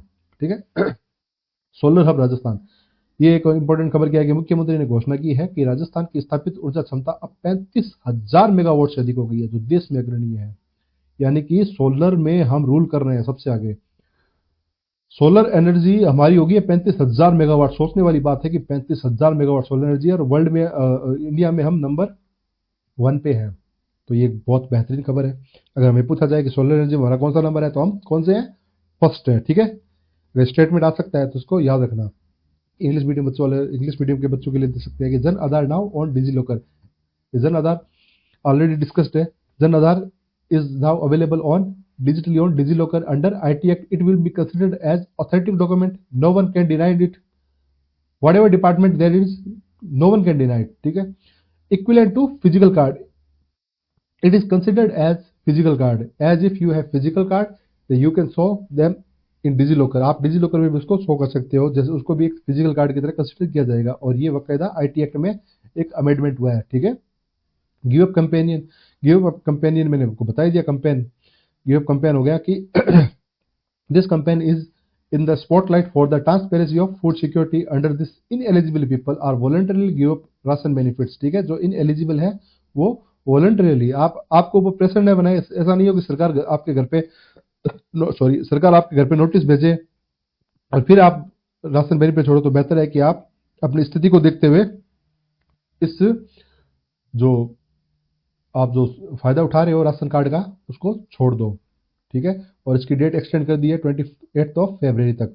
सोलर हब राजस्थान में हम फर्स्ट नंबर पे हैं वर्ल्ड में, सॉरी इंडिया में। क्यों? क्योंकि हमने 35,000 मेगावाट की कैपेसिटी की सोलर एनर्जी हमने एस्टैब्लिश कर चुके हैं हम। ठीक है, नेक्स्ट आगे बढ़ते हैं। देखो ये खबर बहुत अच्छी है कि बजट 2026 जन भागीदारी। अब तो देखो 10 जनवरी तक करना था कि अगर आप भी अपने सुझाव दे सकते हो राज्य बजट के लिए। ये मैं भी सोचता था कि यार अगर मेरे को मौका मिले तो सरकार को बोलूंगा ये कर लो सर, ये करना चाहिए आपको, ये आपको यहाँ पे अमेंडमेंट करना चाहिए। तो ऐसे सुझाव के लिए इस बार गवर्नमेंट ने बहुत अच्छा नया एक नया तरीका ईजाद किया है कि 10 जनवरी 2026 से पहले आप अपने सुझाव दे सकते हैं, और सुझाव गवर्नमेंट को अच्छे लगे तो वो उसको बजट में लेके आएगी। आमजन से सुझाव मांगे गए हैं, वित्त विभाग ने मांगे हैं, राज्य बजट के लिए आमजन से सुझाव मांगे हैं। सुझाव भेजने की अंतिम तारीख 10 जनवरी 2026 थी, ठीक है। तो 10 जनवरी 26 तक जिसने भी आपने सुझाव दिए हैं, देखो कोई एग्जाम से संबंधित भी दे सकते हैं, कोई अपनी दुकानों से संबंधित या किसी से भी संबंधित आप अपने सुझाव दे सकते हो, जो आपको लगे ये होने चाहिए तो आप दे सकते हो, ठीक है। उसके बाद देखते हैं रक्षा और सुरक्षा में साइबर अपराध नियंत्रण। राजस्थान साइबर धोखाधड़ी की राशि रिकवर करने मामले में देश में 5 नंबर पर पहुंच चुका है। बहुत अच्छी बात है ये हमारे लिए, खबर भी अच्छी है कि हम साइबर जो आपके पैसे ठग लिए जाते हैं आपके अकाउंट से, तो हम रिकवर करने में देश में 5वें स्थान पर है। अपराधों में कमी, पुलिस ने बताया है कि 2023 की तुलना में अपराधों में हमने 15% की कमी दर्ज की है। देखो अभी मेरे को एक याद नहीं आ रहा, लेकिन एक कंट्री था, उसने एक सर्वे किया था एक कंट्री में।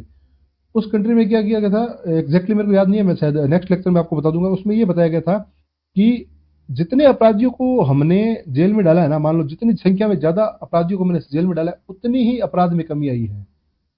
तो ऐसा नहीं है कि भाई अपराधियों को खुला छोड़ दो फिर आप अपराध करने में कमी को सोचो, तो वैसा पॉसिबल नहीं है। तो उसमें सर्वे में साफ साफ बताया गया है कि अपराधी ही अपराध की जड़ होता है। जितने अपराधियों को आप जेल में डालोगे ना, उतना ही अपराध कम होगा। ये सर्वे विद प्रूफ मैं आपको नेक्स्ट लेक्चर में पक्का बताऊंगा, ये मेरे को याद रहेगा, ये सर्वे बताऊंगा मैं इसी चीज को लेकर, ठीक है। तो 15% अपराध की कमी गई है।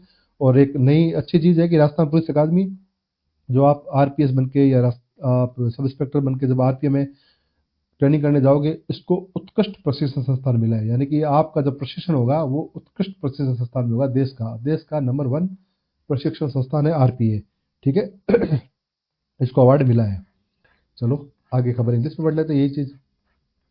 Budget 2026 public participant, as a told you कि बजट 2026 में आप अपने क्या दे सकते हो, सजेशन दे सकते हो। जनरल सजेशन जो भी आपको अच्छा लगे वो आप दो। मानना न मानना गवर्नमेंट पे डिपेंड करता है। कब तक? 10 जनवरी 2026 तक, January of 10th of January 2026। और साइबर क्राइम कंट्रोल हो गया, we are at 5th position to recover amount. अगर साइबर क्राइम हो गया आपके साथ, आपका अकाउंट रिकवर करना है हमें, तो उसमें हम देश में वर्ल्ड में 5th पोजीशन पे हैं। उसके अलावा रिडक्शन इन क्राइम, तो हमने क्राइम 2023 के कंपैरिजन में 15% क्राइम हमने रिड्यूस कर दिया है। मान लो 2023 में 100 क्राइम होते थे, तो आज 2026 में हो रहे हैं क्राइम 85 ही क्राइम रिपोर्ट किए जा रहे हैं। कितनी कमी हमने ला दी। और बेस्ट ट्रेनिंग सेंटर है आरपीए को बेस्ट ट्रेनिंग इंस्टीट्यूशन का अवार्ड दिया गया है। ये चीज भी आप देख सकते हो। चलिए आगे देखते हैं। और ये एक खबर अच्छी है कि रोजगार गारंटी, महात्मा गांधी नरेगा के तहत जो नरेगा योजना थी, इसके तहत अब कानूनी रूप से संख्या को 100 दिन से बढ़ाकर 125 दिन कर दिया। देखो पहले आपको 100 दिन का रोजगार प्राप्त होता था, और ये आपको रोजगार कानूनी रूप से प्राप्त होता था। फिर गवर्नमेंट ने एक योजना के तहत नरेगा में एक संशोधन करके 125 दिन का, मुख्यमंत्री रोजगार योजना के तहत शहरिया जनजाति और 1-2 जगह की जनजाति थी, उसके लिए 125 दिन का रोजगार अनिवार्य कर दिया था।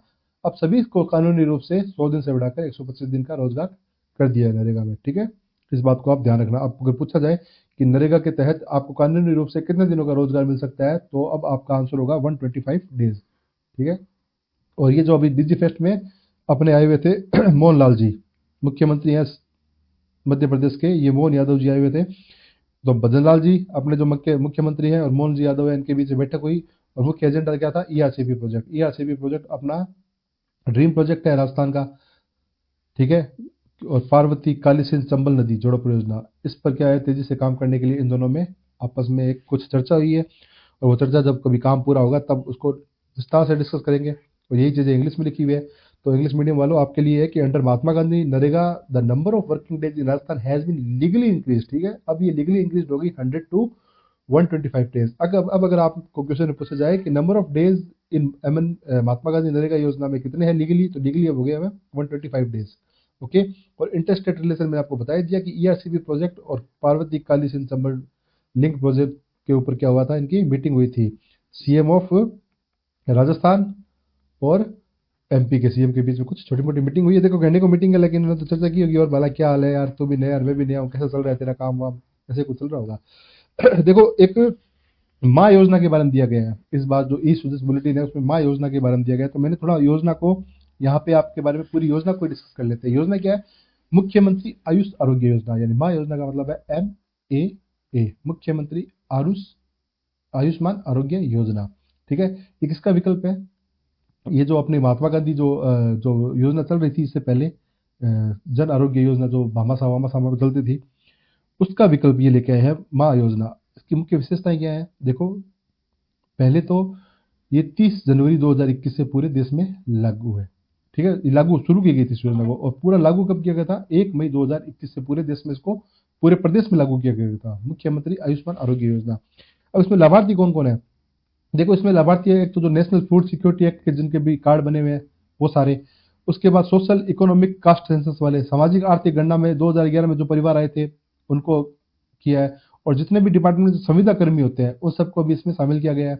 लघु सीमांत कृषक है उनको भी शामिल किया गया है। इसके साथ है जो कोविड में जिनके माता पिता एक्सपायर हो गए थे या जो निराश्रित हो गए थे उनको भी इस योजना में शामिल किया गया है। इसके अलावा जो बच गए हैं गवर्नमेंट जॉब वाले या जो बड़े बड़े बिजनेसमैन हैं, वो चाहे तो एक प्रीमियम, एक राशि देके एक प्रीमियम भुगतान करते करके इसको भी ज्वाइन कर सकते हैं। जैसे गैर सरकारी कर्मचारी निर्धारित प्रीमियम पर इसको ज्वाइन कर सकते हैं। ठीक है, जन आधार से जुड़े परिवार पत्र, यानी गैर सरकारी कर्मचारी, सॉरी यहाँ पे गैर सरकारी कर्मचारी बता रहा हूँ, जैसे मान लो कोई बिजनेसमैन हो गए या फिर कोई ऐसे बड़ी पोस्ट पे या कोई छोटी मोटी पोस्टों पे दूसरी जगह है जो इनमें से शामिल नहीं है। इन कैटेगरी से अलावा जो भी व्यक्ति है वो छोटा मोटा प्रीमियम देके इस योजना में शामिल हो सकते हैं। योजना में है क्या? देखो, इसमें कुल 1798 पैकेज है, इतने बीमारियों को कवर किया गया है। ठीक है, और उसको अगर सॉफ्टवेयर में इजीली डिवाइड किया जाए तो वो 3912 बनती है, वो बनती है 3219, 3291। उसको यही 1798 जो योजनाएं हैं इनको ही एक एक करके विस्तारित रूप से 3219 योजनाओं में बदल दिया गया है जो पैकेज के रूप में। उसमें क्या क्या शामिल होता है? पंजीकरण, बिस्तर व्यय, शल्य चिकित्सा, ऑपरेशन हो गया आपका, और कोई दूसरी चिकित्सा हो गई, दवाइयों का खर्चा हो गया, और आपकी जांच वांच हो गई, प्रत्यारोपण हो गया, जो भी खर्चा है वो सब इसमें शामिल होता है, इस पैकेज में शामिल होता है। ठीक है, इसमें लाभ किस में मिलता है? देखो, आपको कोई बीमारी होगी, उस बीमारी होने से आपको 5 दिन पहले आपका जो खर्चा हुआ है और बीमारी के दौरान जितना आपका खर्चा हुआ है, मतलब आप अस्पताल में भर्ती हो, और डिस्चार्ज के बाद भी आप 15 दिन तक, यानी कि डिस्चार्ज के बाद भी आपको डॉक्टर 15 से 20 दिन की दवाई आपको देते ही देता है। एक एक वीक की आपको दवाई देते हैं, कभी 1 वीक की आना, फिर 1 वीक के बाद आना, फिर 1 वीक के बाद आना, ऐसे। तो 15 दिन तक का खर्चा, यानी कि भर्ती से पहले 5 दिन का खर्चा आपका जो लगा है दवाइयों में, खर्चों में या फिर जो जांच में, वो कवर होगा। जितने भी दिन आप भर्ती रहते हो अस्पताल में वो खर्चा कवर होगा। उसके बाद 15 दिन के बाद तक मान लो कोई जांच करानी हुई या कोई दवाइयाँ लेनी हुई, वो सारे खर्चा भी इसमें इंक्लूड होगा। संबंधित जांच, दवा, परामर्श सारे शामिल है इसमें। और क्या है इसमें? इसमें परिवार की कोई सीमा नहीं है, परिवार कितना भी बड़ा हो उसका कोई आकार वो मायने नहीं रखेगा, वो उसमें शामिल किया गया है। और अगर 1 वर्ष का बच्चा हो, उसका नाम न भी हो इस कार्ड में, किसी में कार्ड में, तो उसको भी शामिल किया गया है। 1 वर्ष का बच्चा, उसका नाम कैसे शामिल करोगे? ठीक है, उसमें तो प्रोसीजर में लग जाता है काम, उसको भी इसमें शामिल किया गया है। इस योजना का उद्देश्य है वो इंपॉर्टेंट है, वो भी देख लेते हैं कि माँ योजना का उद्देश्य है। किसका देख रहे हैं हम? माँ, मुख्यमंत्री आयुष्मान आरोग्य योजना।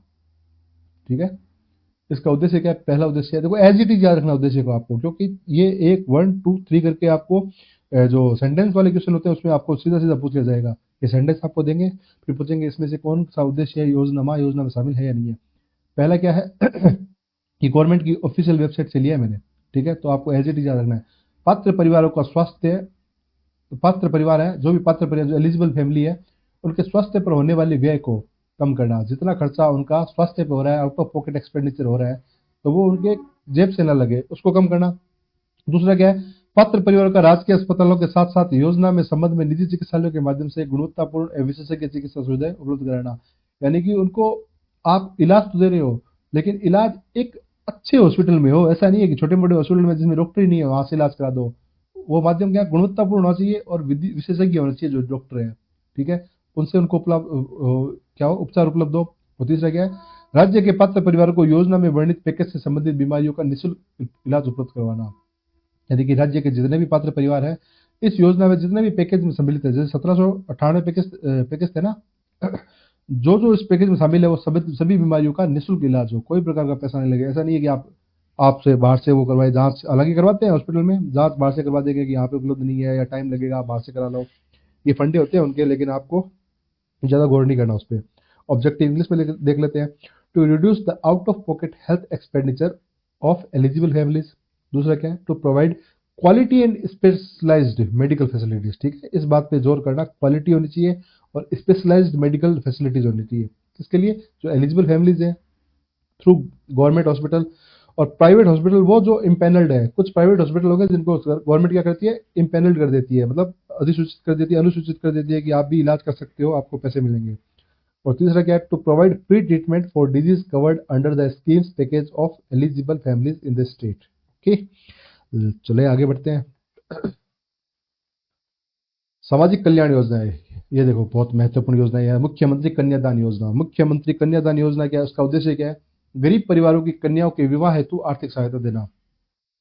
गरीब परिवारों की कन्याओं के विवाह हेतु आर्थिक सहायता देना। गरीब परिवार कौन कौन से हो सकते हैं, एससी, एसटी, अल्पसंख्यक, बीपीएल परिवार। अल्पसंख्यकों के बीपीएल परिवार, ठीक है। एसटी सभी एससी और जो अल्पसंख्यक है, जो भी माइनॉरिटीज है, उनके बीपीएल परिवार को कितने मिलेंगे, 31,000 रुपए। कितने मिलेंगे, 31,000 रुपए इनको मिलेंगे। ठीक है, एक सेकंड, चलो कोई नहीं, हम बिना लाइट ही पढ़ेंगे थोड़ा। तो इनको क्या मिल गया, 31,000 रुपये मिलेंगे। इसके अलावा क्यों है, जो अन्य बीपीएल हो गए, माइनॉरिटीज के अलावा बीपीएल हो गए, जो अंत्योदय योजना में आते हैं, आस्था कार्डधारी हैं, विधवा महिलाएं होगी और विशेष योग्यजन पालनहार लाभार्थी होगी और महिला खिलाड़ी, इन सबको 21,000 रुपये मिलेंगे। यानी कि एससी, एसटी और माइनॉरिटीज बीपीएल है तो उनको 31,000। इनके अलावा जो भी हैं बीपीएल, अंत्योदय, आस्था कार्डधारी, विधवा महिलाएं, विशेष योग्यजन पालनहार लाभार्थी या महिला खिलाड़ी, उनको मिलेंगे 21,000 रुपये, यानी 10,000 रुपये कम। इसके अलावा कुछ अतिरिक्त राशि है, अगर लड़की पढ़ी हुई है, अगर लड़की 10वीं पास है, यानी कि चाहे वो इसमें से हो या फिर इसमें से हो, अगर वो 10th पास है तो उनको 10,000 रुपये एक्स्ट्रा मिलेंगे, यानी 31,000 प्लस 10,000 या फिर 21,000 प्लस 10,000। और अगर लड़की ग्रेजुएट है तो 20,000 रुपये एक्स्ट्रा मिलेंगे, यानी कि एससी, एसटी इसमें है तो 31,000 तो मिलेंगे उसको। और 10वीं पास है तो मान लो उसको 10,000 और मिल गए। और 10वीं की जगह मान लो ग्रेजुएट है तो उसको 20,000 और मिल गए। अगर लड़की यहाँ पे एससी है, एसटी है या फिर माइनॉरिटी की बीपीएल है तो उसको इतने पैसे मिलेंगे। यानी कि मैक्सिमम कितने मिल रहे हैं, 51,000 रुपये। वो कब मिल रहे हैं, मैक्सिमम इसमें 51,000 रुपये मिल रहे हैं। एक तो महिला एससी, एसटी या माइनॉरिटी की बीपीएल की हो प्लस वो ग्रेजुएट हो, तब जाके उसको 51,000 रुपये उसकी शादी पे मिलेंगे, ये मैक्सिमम है। ठीक है, 2 कंडीशन होगी इसके लिए, मैंने आपको बता दिया। महत्वपूर्ण बदलाव किया गया था कि पहले इस राशि को प्राप्त करने की सीमा थी, अगर आपकी शादी होगी तो आप 6 महीने के अंदर क्लेम कर सकते थे, लेकिन अब आप 1 वर्ष के अंदर भी क्लेम कर सकते हो। 6 महीने के अंदर वो इधर उधर घूमने कामने में लगा देते हैं, धोखा खाना पड़ा देवता है तो बिम लाग दे 6 महीना तो फिर उसको बढ़ा के 1 वर्ष कर दिया। ठीक है, तो अभी इसको इंग्लिश मीडियम वाले बच्चों के लिए भी देख लेते हैं।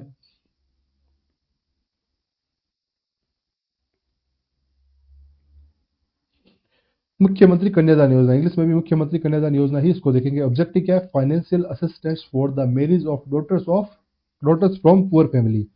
पुअर फैमिली की जो डॉटर्स है उनको शादी के लिए फाइनेंशियल, मैरिज के लिए फाइनेंशियल असिस्टेंस देनी है। अगर जो डॉटर है वो एससी से है, एसटी से है या फिर माइनॉरिटी बीपीएल है, माइनॉरिटी नहीं माइनॉरिटी बीपीएल, तो उनको 31,000 मिलेंगे। अगर वो अदर बीपीएल है, माइनॉरिटी के अलावा बीपीएल है, अंत्योदय में आती है, आस्था कार्ड होल्डर है या विडो है या स्पेशली एबल्ड इंडिविजुअल है या केयर गिवर है या वुमेन एथलीट है, तो उनको 21,000 मिलेंगे। इसके अलावा एडिशनल बेनिफिट, इनके अलावा एडिशनल बेनिफिट मिलेंगे। अगर जो भी डॉटर है, जो भी लड़की है 10th ग्रेड पास है तो उसको 10,000 और ग्रेजुएट है तो उसको 20,000 एडिशनल मिलेंगे। और इम्पोर्टेंट चीज क्या है कि पहले डेडलाइन थी कि आपको 6 मंथ आफ्टर मैरिज आप क्लेम कर सकते थे, लेकिन अब आप उसको 1 साल बाद भी क्लेम कर सकते हो। Okay, let's go next slide. मुख्यमंत्री अनुप्रति कोचिंग योजना। देखो, अनुप्रति कोचिंग योजना के तहत क्या दी जाती है, आपको कोचिंग दी जाती है सरकार के माध्यम से। ठीक है, विभिन्न प्रोफेशनल कोर्स और सरकारी नौकरियों की तैयारी है तो आपको निःशुल्क कोचिंग दी जाती है। ठीक है, इसके लिए एलिजिबिलिटी अलग होती है। तो इस योजना को हम विस्तार से एक स्लाइड में या 2-3 मिनट की एक वीडियो में हम अलग से पढ़ लेंगे अनुमति कोचिंग योजना को। फिलहाल कॉन्टेक्स्ट क्या है, कॉन्टेक्स्ट इस न्यूज का ये है कि 2025-26 की मुख्य मेरिट सूची में चयनित जो अभ्यर्थी थे उनको 10 जनवरी 2026 तक उपस्थिति देनी होगी। भाई सरकार कहती है कि हम आपको पढ़ा रहे हैं, आप टॉप भी कर रहे हो, आप सिलेक्ट भी हो गए, लेकिन आप हमारा नाम भी नहीं ले रहे, दूसरी कोचिंगों का नाम ले रहे हो। अगर आपने हमारे यहाँ से कोचिंग की है इस योजना के तहत, तो आप आओ और आप आके हमारी उपस्थिति दो और हमारा नाम लो, ठीक है। तो इनको क्या है, 10 जनवरी 2025 तक उपस्थिति देनी होगी, अनिवार्य कर दिया है इनके लिए, ठीक है। जिसने मुख्यमंत्री अनुप्रति कोचिंग योजना से लाभ लिया है। फिर शिक्षा के क्षेत्र में नवाचार क्या है कि अब कर दिया कि राजस्थान शिक्षा विभाग ने कर दिया है कि 1 जनवरी 2026 के बाद हर सरकारी स्कूल में 10 मिनट का अखबार पढ़ना जरूरी है, समाचार पत्र का वाचन जरूरी है। देखो हमारे टाइम स्कूल में होता करता था, हमारी जब प्रार्थना होती थी ना, प्रार्थना के बाद हमें 5 से 10 मिनट हर क्लास से हर बच्चे को एक 3 न्यूज़ बोलनी पड़ती थी। जैसे आज 6 क्लास है, जैसे मान लो मैं 6 क्लास में पढ़ता हूँ, तो आज हमारी बारी थी, तो 6 क्लास से एक बच्चे को बोलनी पड़ती, फिर अगले दिन 7th क्लास से एक बच्चे को, 8th क्लास से, तो ऐसे ऐसे करके एक साल में लगभग सभी बच्चों का नाम आ जाता था, सभी बच्चे कवर हो जाते थे। ताकि 365 दिन होते हैं और उसमें भी 200 दिन स्कूल लगता है, 200 बच्चे ऑलमोस्ट कवर हो जाते थे, ठीक है। तो उससे क्या होता है, उससे एक तो आपको ज्ञान मिलता है, दूसरे बच्चों की जो स्किल होती है, बोलने की स्किल होती है, उनका जो डर होता है वो दूर होता है, स्टेज पे जाके बोलने का डर दूर होता है। इस चीज़ को काफ़ी आपको इससे फायदा मिलता है। इस चीज़ को अब क्या कर दिया है कि 10 मिनट का समाचार पत्र वाचन शुरू कर दिया है। अंग्रेजी का भी हो सकता है और हिंदी का भी हो सकता है। उद्देश्य क्या है, छात्रों में सामान्य ज्ञान को बढ़ाना और उन्हें प्रतियोगी परीक्षाओं के लिए तैयार करना। देखो इसके 2 ऑब्जेक्टिव, हमारे टाइम ये ऑब्जेक्टिव नहीं था सामान्य ज्ञान बढ़ाने वाला, लेकिन अब है। एक दूसरा प्रतियोगी परीक्षाओं को तैयार करना। स्कूलों में कम से कम एक हिंदी और एक अंग्रेजी अखबार मंगाने के निर्देश दिए गए हैं। अब आप स्कूल में पढ़ रहे हो तो आपको एक हिंदी और अंग्रेजी अखबार दोनों मिलेंगे, वो कोई भी हो सकता है, ठीक है। इंग्लिश वालों के लिए दे सकते हैं। मुख्यमंत्री अनुप्रति कोचिंग स्कीम है, pre coaching for various professional courses and preparation for government jobs है। Selected candidate on the main merit list 2025 और 26 must be report on January 10, 2026 पे इनको रिपोर्ट करनी है। और न्यू इनोवेशन में बताया दिया कि 1 जनवरी 2026 से 10 मिनट का मैंडेटरी न्यूज़पेपर रीडिंग होगा। कहाँ पे, हर स्कूल में, हर एवरी गवर्नमेंट स्कूल में क्या होगा, जो राजस्थान स्टेट की है, 10 मिनट का मैंडेटरी न्यूज़पेपर रीडिंग होगा। ऑब्जेक्टिव क्या है, to increase general knowledge, GK आपका बढ़े और आपकी क्या कॉम्पिटिटिव एग्जाम की एक बेहतर तैयारी हो सके। To prepare competitive exam, sorry, school have been instructed to procure at least 1 Hindi newspaper and 1 English newspaper. ये भी आपके पास स्कूल के पास होने चाहिए, एक हिंदी और एक इंग्लिश। पंच गौरव कार्यक्रम बहुत इंपॉर्टेंट है, इस पे आप स्टार मार लो। पंच गौरव कार्यक्रम क्या है कि प्रत्येक जिले से एक उत्पाद, एक उपज, एक खेल, एक वनस्पति और एक पर्यटन, यानी कि एक उत्पाद, एक उपज, एक खेल, एक वनस्पति और एक पर्यटन, इसको आगे बढ़ाना है। हर जिले से, 40 जिले हैं राजस्थान में, 40 जिलों में से हर जिले से एक उत्पाद होने चाहिए, एक उपज होने चाहिए, और हर जिले से एक खेल होगा, एक वनस्पति होगी और एक क्या होगा, पर्यटन स्थल, उसको प्रोत्साहित करना है। ये है पंचगौरव कार्यक्रम, उत्पाद, उपज, खेल, वनस्पति, पर्यटन, यार ठीक है, इसको याद रखना। ये 5 नंबर पूछे जाएंगे, आपको 4 ऑप्शन दे देंगे और पूछेंगे इसमें से कौन सा पंचगौरव में शामिल नहीं है, ठीक है। उत्पाद, उपज, ठीक है, इसको याद करो से, उत्पाद, उपज, खेल, वनस्पति, पर्यटन, उत्पाद, उपज, खेल, वनस्पति, पर्यटन। और कोई अगर आपको इसका वो शॉर्ट बनाना चाहो तो वैसे आप बना लेना, अगर आपको बनाना है तो। ये पेपर लीक में भ्रष्टाचार पर कठोरता, दोषी पर जीरो टॉलरेंस, कोई नॉट सो इंपॉर्टेंट है इतनी। पीएम राष्ट्रीय, हाँ ये देख लो, पीएम राष्ट्रीय कृषि विकास योजना। पीएम राष्ट्रीय कृषि विकास योजना के तहत भारत सरकार ने राजस्थान को 425 करोड़ रुपए दिए थे इस योजना के तहत। और ये अच्छी बात है कि हमने 79% इसका यूज कर लिया, यानी 333 करोड़ हमने इस योजना के तहत काम में लिए हैं। डॉक्टर किरोड़ी लाल मीणा ने ये बात कही थी कि हमने भाई इतने इनका यूज कर लिया। ये एक अच्छा अचीवमेंट है, वरना आपको जितने पैसे देते हैं स्कीम में वो उतने ही धरे वहीं पे रह जाते हैं। 425 करोड़ का 10% भी यूज नहीं होता था, मान लो 42 करोड़ यूज होते मुश्किल से। लेकिन ये अच्छी बात है कि अब तक 79% यानी कि 333 करोड़ का यूज हो चुका है। किस योजना के तहत, पीएम राष्ट्रीय कृषि विकास योजना, ठीक है। आगे बढ़ते हैं।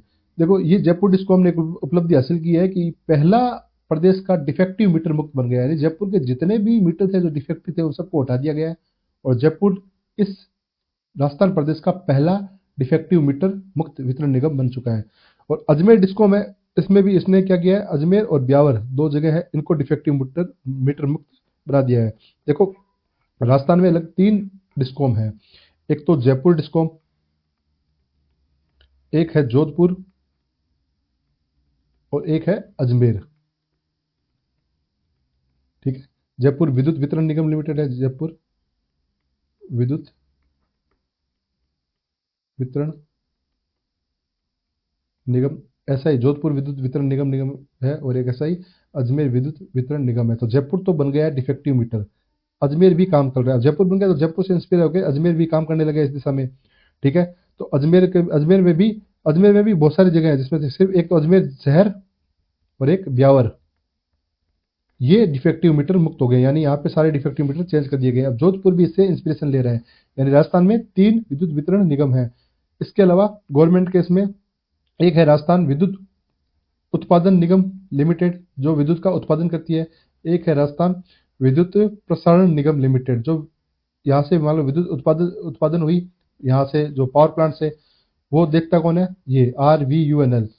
फिर जो विद्युत निकली है उसको प्रसारण के लिए जिम्मेदार कौन है, ये राजस्थान विद्युत प्रसारण निगम लिमिटेड, ये प्रसारण करने के लिए जिम्मेदार है। और फिर उसको वितरण कौन करता है, वितरण के लिए ये 3 जिम्मेदार है, जयपुर, जोधपुर और अजमेर विद्युत वितरण निगम लिमिटेड, ठीक है। ये चीजें मैंने आपको बता दी। तो ये जयपुर क्या बन गया, पहला डिस्कॉम बन गया जो डिफेक्टिव मीटर मुक्त है, ठीक है। अब इसके अलावा ये पंच गौरव प्रोग्राम बता दिया। In each district one crop one plant and one tourist spot are being promoted, ठीक है। ये तो आपको मैंने बता ही दिया। क्या हो गया, 1 प्रोडक्ट, 1 क्रॉप, 1 स्पॉट, 1 प्लांट और 1 टूरिस्ट प्लेस, इसको प्रमोट करना, ये पंच गौरव स्कीम के तहत है। स्ट्रिक्टनेस ऑन पेपर लीक, ये नॉट सो इम्पोर्टेंट है, और ये इंपॉर्टेंट है, प्रधानमंत्री कृषि विकास योजना, प्रधानमंत्री राष्ट्रीय कृषि विकास योजना, प्रधानमंत्री राष्ट्रीय कृषि विकास योजना। इसके तहत जो 425 करोड़ जो बजट अलॉट हुआ था, उसमें से हमने 79% यूज कर लिया, 333 करोड़। ये बहुत अच्छी बात है, और ये जयपुर डिस्कॉम ने अचीव कर लिया है। First defective meter free distribution company बन गई है। और इसके अलावा 2 और है जो मैंने आपको बता चुका हूं मैं, एक तो जोधपुर है और एक अजमेर है। अजमेर भी कोशिश कर रही है। तो अजमेर जो सिटी है और ब्यावर जो टाउन है, ये दोनों क्या बन गए हैं, डिफेक्टिव मीटर फ्री बन गए हैं अजमेर में। बाकी भी अजमेर पे काम चल रहा है, और जोधपुर भी इससे इंस्पिरेशन ले रहा है। चलिए आगे चलते हैं। राजस्थान संपर्क पोर्टल हेल्पलाइन, देखो राजस्थान संपर्क पोर्टल है जिसकी एक हेल्पलाइन है 181। ये एक ऐसी हेल्पलाइन है, अगर आपके घर में कोई भी समस्या हो, आपके घर में नहीं मतलब आपकी पारिवारिक समस्या नहीं, इसके अलावा आपके पड़ोस में या आपके काम से कोई भी समस्या हो, आपकी नाली खराब है, आपकी गंदगी है, आप कहीं ऑफिस में गए आपका काम नहीं हुआ, यानी कि गवर्नमेंट के विभाग से कोई भी संबंधित समस्या हो, तो आप हेल्पलाइन 181 पर कॉल कर सकते हो। यह क्या है, यह हेल्पलाइन एकीकृत शिकायत निवारण प्रणाली है, ठीक है। एकीकृत शिकायत निवारण प्रणाली है। ये क्या करती है, ऑनलाइन माध्यम से तय सीमा के अंदर, तय समय सीमा होती है, एक समय सीमा तय होगी, उसके माध्यम से आपके शिकायतों को संबंधित विभाग तक पहुंचा देती है। मान लो आपके घर के बाहर एक सीवरेज का नाला खुला हुआ है, तो कई दिनों से खुला हुआ है, तो आप 181 पे फोन कर दो कि भाई देखो 7 दिन हो गए, एक नाला खुला हुआ है और कोई भी घटना की आशंका हो सकती है। तो ये अपने आप उस संबंधित विभाग को पहुंचा देगी कि इस देखो राजस्थान में इस जगह पे बीकानेर में यहाँ पे एक नाला खुला हुआ है, तो आप इसको सही करो। तो अपने आप वहाँ पे वो विभाग आएगा, उस काम को करेगा। और हेल्पलाइन पे, इस पे राजस्थान संपर्क पोर्टल पे आप जो काम कहोगे वो करना ही पड़ेगा, क्योंकि उसकी मॉनिटरिंग सीएम करते हैं, मुख्यमंत्री इस चीज की मॉनिटरिंग करते हैं। वो देखते हैं कि इसके थ्रू कितने काम हुए या नहीं हुए, और इसी के कॉन्टेक्स्ट में ही ये न्यूज है, ठीक है। सीएम ने काफी लोगों से बात की थी और लोगों ने अपने विचार बताए कि हाँ मेरा काम हुआ या नहीं हुआ। इंग्लिश में देख लेते हैं, Rajasthan Sampark portal helpline 181।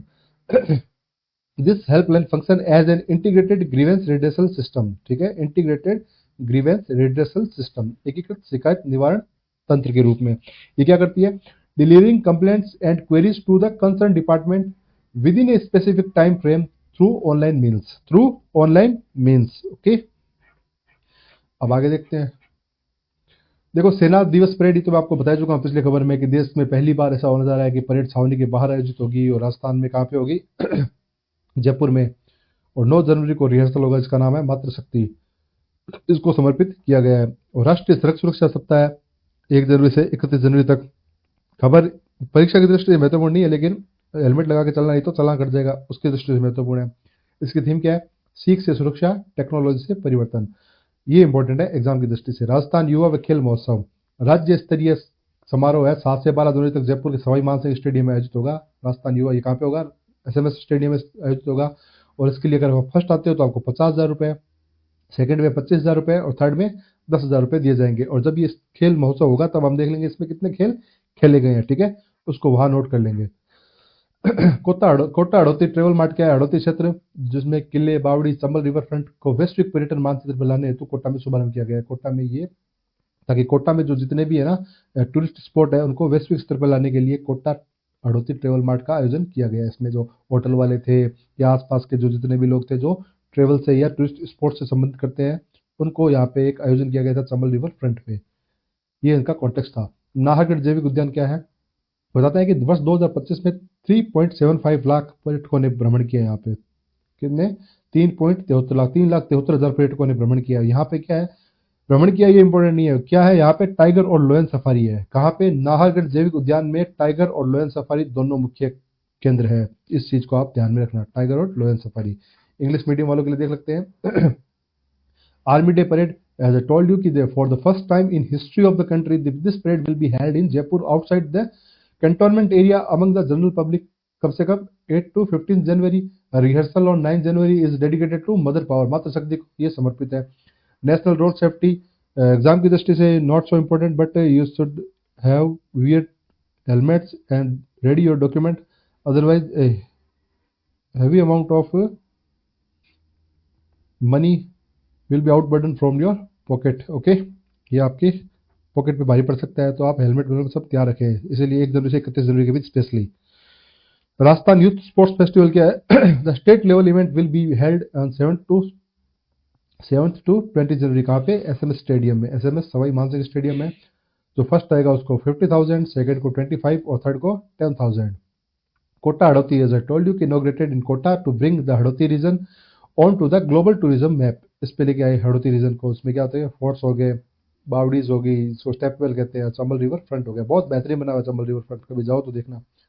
Nahargarh biological park है मेन, इसकी जो सेंटर क्या है? Tiger and लोयन safari. बस ये ध्यान रखना कि नाहरगढ़ बायोलॉजिकल पार्क में टाइगर सफारी भी है और लोयन सफारी भी है, ठीक है। चलो आगे चलते हैं।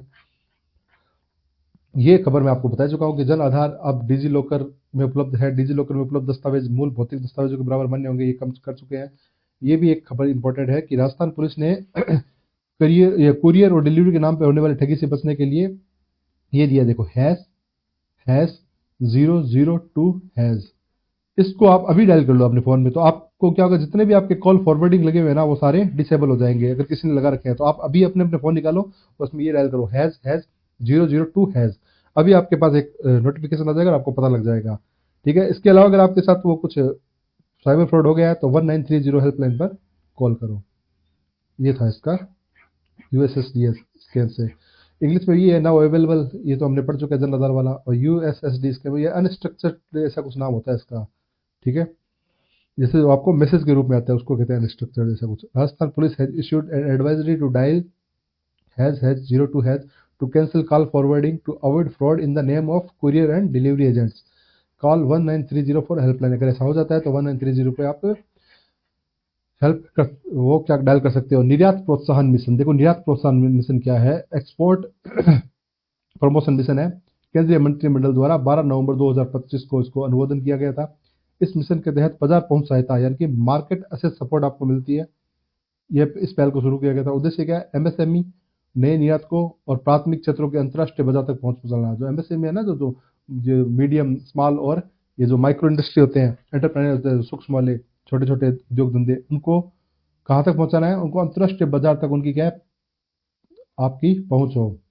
आपके जो बनाए गए जो भी आपके प्रोडक्ट हैं उनको अंतर्राष्ट्रीय बाजार में आपकी पहचान हो, ताकि आप वहां पे कम्पीट कर सके। क्रेता विक्रेता की बैठ के अंतर्राष्ट्रीय व्यापार मेले और RBSM व्यापार प्रतिनिधि मंडल आदि इसमें सब होते हैं। कम से कम 35% MSME भागीदारी अनिवार्य है इसके लिए, ठीक है। इस सपोर्ट के लिए इस मिशन के लिए आपको कितने हैं? कम से कम 35% MSME भागीदारी अनिवार्य है। अमृत महोत्सव कहाँ मनाया गया? इंपॉर्टेंट है अमृत महोत्सव, ध्यान रखना। अमृत महोत्सव मनाया कहाँ गया है? सवाई माधोपुर में। ये बात बहुत ज़्यादा इंपॉर्टेंट है। और कब मनाया गया? इस वर्ष मनाया जाएगा, मनाया गया नहीं है, 18 से 19 जनवरी को। कहाँ? सवाई माधोपुर में। तो इसमें बात रखने याद रखने वाली 2 चीज़ें, एक तो अमृत महोत्सव कहाँ मनाया जाए? सवाई माधोपुर में, और तारीख 18 से 19 जनवरी को। ये देखो CSPOC सम्मेलन होता है, ये CSPOC सम्मेलन होता है, ठीक है। कॉमनवेल्थ लीडर होते हैं ना, उनके जो अपने पार्लियामेंट से संबंधित जो भी होते हैं ना, उनके एक सम्मेलन होता है, वो सम्मेलन होगा दिल्ली में 14 से 16 जनवरी को। तो वो सम्मेलन के बाद 17 से 18 जनवरी को ये जो राजस्थान में भ्रमण करेंगे, ये क्या करेंगे, ये राजस्थान में भ्रमण करेंगे। ये जो जो भी जितने भी 166 देशों के प्रतिनिधि आएंगे, ये राजस्थान में भ्रमण करेंगे। और ये द्विवार्षिक सम्मेलन होता है, वर्ष में 2 वर्षों में एक बार ये सम्मेलन आयोजित होता है। ये जो कॉमनवेल्थ, जो इंग्लैंड के जो अधीन रहे जितने भी देश रहे हैं, उन सबको कॉमनवेल्थ राष्ट्र कहा जाता है। उनके जो प्रतिनिधि होते हैं, जो मेंबर ऑफ पार्लियामेंट के होते हैं जितने भी, वो सब इसमें पार्टिसिपेट करते हैं। और ये 2 वर्षों में एक बार ये सम्मेलन आयोजित होता है, इस बात को आप ध्यान रखना। ठीक है। अब इंग्लिश मीडियम वालों के लिए एक्सपोर्ट प्रमोशन मिशन है, under the mission approved by the union cabinet. और नवंबर, ये देख लो, ये याद रखना, नवंबर 12 और 2025 मार्केट असेस सपोर्ट हो गया, इनिशिएटिव वाज लॉन्च हो गया। ऑब्जेक्टिव क्या है, to provide MSME, new exporter and priority sector access to international market. आपकी इंटरनेशनल मार्केट तक पहुंचो, इसके लिए आपको क्या करेंगे, आपको मार्केट एक्सेस सपोर्ट होगा, आपको मार्केट तक आपकी पहुंच बनाने के लिए। और एटलीस्ट 35% एमएसएमई पार्टिसिपेशन मैंडेटरी है, तब जाके आपकी मार्केट एक्सेस सपोर्ट आपको मिलेगा। गोवा फेस्टिवल याद रखना, कहाँ पे होता है, सवाई माधोपुर में। ये आर्ट एंड कल्चर की दृष्टि में भी महत्वपूर्ण कब होगा, January of 18th and 19th। ये देखो, CSPOC की फुल फॉर्म होती है conference of the speaker and presiding officer of the Commonwealth. यानी कि जो जितने भी और देश की पार्लियामेंट होगी, वहाँ के स्पीकर या फिर वहाँ के कोई भी प्रिजाइडिंग ऑफिसर होंगे, उनकी एक कॉन्फ्रेंस होती है, बाइनेनियल, द्विवार्षिक होती है। ठीक है। उसके 166 रिप्रेजेंटेटिव आएंगे, जो 14 से 16 जनवरी तक दिल्ली में है। उसके बाद वो 17-18 जनवरी को राजस्थान में आएंगे। राजस्थान के ट्रेडिशनल और टूरिस्ट साइट्स को क्या करेंगे, एक्सप्लोर करेंगे। यहाँ पे राजस्थान में भी वो देख के जाएंगे। इसके अलावा देखते हैं क्या है, स्टार्टअप निवेश का लक्ष्य। आगामी डिजीफेस्ट के माध्यम से, ये डिजीफेस्ट का था कि हम कह रहे थे ना, उसमें हमारा था कि हम निवेश को आकर्षित करेंगे। हम क्या करेंगे, निवेशकों को आकर्षित करना था। तो कितने हमारा लक्ष्य है कि 200 करोड़ रुपए कम से कम निवेश प्राप्त करें। हम इस डिजीफेस्ट के माध्यम से एटलीस्ट 200 करोड़ रुपए तो निकाले। साइबर सुरक्षा कोड मैंने आपको बता दिया, वही है कि अगर आपके पास आगे फोन के आगे 21 लिखा हो, 61 लिखा हो या 67 लिखा हो, ऐसे कोड भेजकर आपको फॉरवर्डिंग सक्रिय करा देते हैं। तो इसके लिए आप क्या करेंगे, ##02#002#। ठीक है, ये आप जरूर अभी कर लेना अपने फोन से। स्टार्टअप इन्वेस्टमेंट टारगेट तो मैंने आपको बता दिया, 2000 करोड़ होना चाहिए डिजीफेस्ट के माध्यम से, एटलीस्ट 200 करोड़। ठीक है, 200 करोड़ हमें क्या करना है, फेच करना है। कहाँ से फेच करना है, इंटरनेशनल मार्केट के जो इन्वेस्टमेंट है वहाँ से हमको फेच करना है। साइबर सिक्योरिटी कोड मैंने आपको बता दिया, ये लगाना आपको ##02#, इसके बाद कोई खास है नहीं। और ये काम की चीज़ एक ये है कि राष्ट्रीय विद्यालय हैंडबॉल प्रतियोगिता, आजकल के आरपीएस ऐसे छोटे छोटे प्रतियोगिताओं पे बहुत ज़्यादा ध्यान देती है। तो ये देख लो, राष्ट्रीय विद्यालय हैंडबॉल प्रतियोगिता का आयोजन होगा चित्तौड़गढ़ में, चित्तौड़गढ़ के इंदिरा गांधी स्टेडियम में। कब, 5 जनवरी से होगा।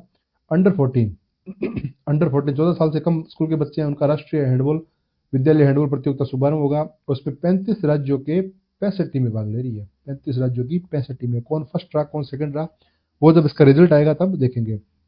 रावत भट्टा परमाणु बिजली घर की 9वीं और 10वीं इकाई भी स्टार्ट हो चुकी है। ये जब आप ज्योग्राफी पढ़ते हो, राजस्थान की ज्योग्राफी, उसमें आप विस्तार से पढ़ते हो, तो ये बात ध्यान रखना कि 8 इकाइयाँ पहले से शुरू थी और 2026 में इसकी 9वीं और 10वीं इकाई भी शुरू हो चुकी है। इंग्लिश मीडियम वालों, आपके लिए भी ये है। National school handball competition start हो रहा है, कहाँ पे, चित्तौड़गढ़ में हो रहा है। और कितने, 65 टीम आएगी, कहाँ से, 35 स्टेट्स की।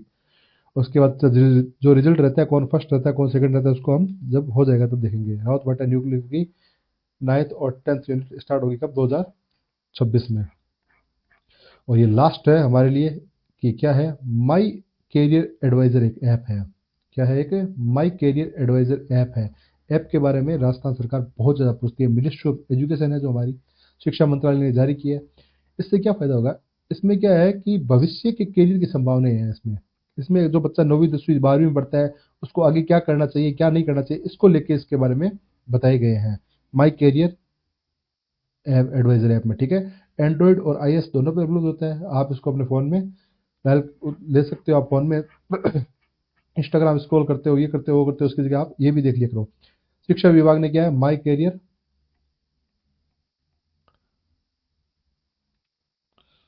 Career advisor mobile app launch किया है। यह नवाचार राष्ट्रीय शिक्षा नीति है जो 2020 में आई थी, उसी के अनुरूप है। विद्यार्थियों के साथ जागरूकता बढ़ाने और बेहतर योजना में मदद बनाने में साबित होगा। आधुनिक एआई आधारित करियर अवेयरनेस और गाइडेंस के साथ ऐप 9 से 12वीं तक के विद्यार्थियों के साथ साथ शिक्षकों, अभिभावकों और काउंसलर के लिए भी अत्यंत उपयोगी सिद्ध होगा। ठीक है, ताकि उन्हें आगे करियर गाइडेंस मिल सके कि उन्हें क्या करना चाहिए। उनके हिसाब से 9वीं से 12वीं के विद्यार्थियों के साथ जो टीचर्स हैं, जो गार्जियंस हैं, अभिभावक हैं और जो काउंसलर हैं, इनके लिए भी इम्पोर्टेंट सिद्ध होगा। इस ऐप का विकास किसने किया है, ये इंपॉर्टेंट चीज़ है। शिक्षा मंत्रालय, ठीक है, शिक्षा मंत्रालय के साथ एनसीईआरटी पीएसएससीआईवी ने, ठीक है, एनसीईआरटी और शिक्षा मंत्रालय ने मिलकर किया है, जिसमें विद्यार्थियों को उनकी रुचि की योग्यता, रुचि के अनुसार, योग्यता के अनुसार, कौशल के आधार पर पर्सनलाइज करियर की सलाह मिलती है। तो इसी के साथ हमारे 1 से लेके 5 जनवरी तक का जो जितना भी मैक्सिमम जीके था, जो वर्ल्ड, इंडिया और राजस्थान से संबंधित था, वो मैंने कोशिश की है कि हर चीज़ यहाँ पे आपको बताने की कोशिश की है। ठीक है, और वो भी एक अच्छे और डिटेल्ड रूप में। कुछ चीज़ें मैंने आपको विस्तृत रूप में भी समझाई है। उम्मीद करता हूँ कि आपको ये चीज़ें समझ में आ गई होगी। और आगे जो होगा 6 से 10 जनवरी तक करेंगे और 5-5 दिनों के रूप में करेंगे, और लास्ट में जाके हम 1 महीने का एक शॉर्ट में, ठीक है, एक कंक्लूसिव रूप में, एक सारांश के रूप में एक वीडियो बनाएंगे, जो भी 2 या 3 घंटे के आसपास होगा। उसके बाद में आपका करंट अफेयर आपका इतना अच्छा तैयार हो जाएगा, फिर आपको और कहीं भटकने की जरूरत नहीं होगी। तो उम्मीद करता हूँ कि आप पढ़ोगे और मेरे चैनल पे जुड़े रहोगे। तो ओके, बाय। ध्यान रखें, माँ बाप का ध्यान रखें, खुद का ध्यान रखें, पढ़ते रहे। बेस्ट ऑफ लक आप सबको।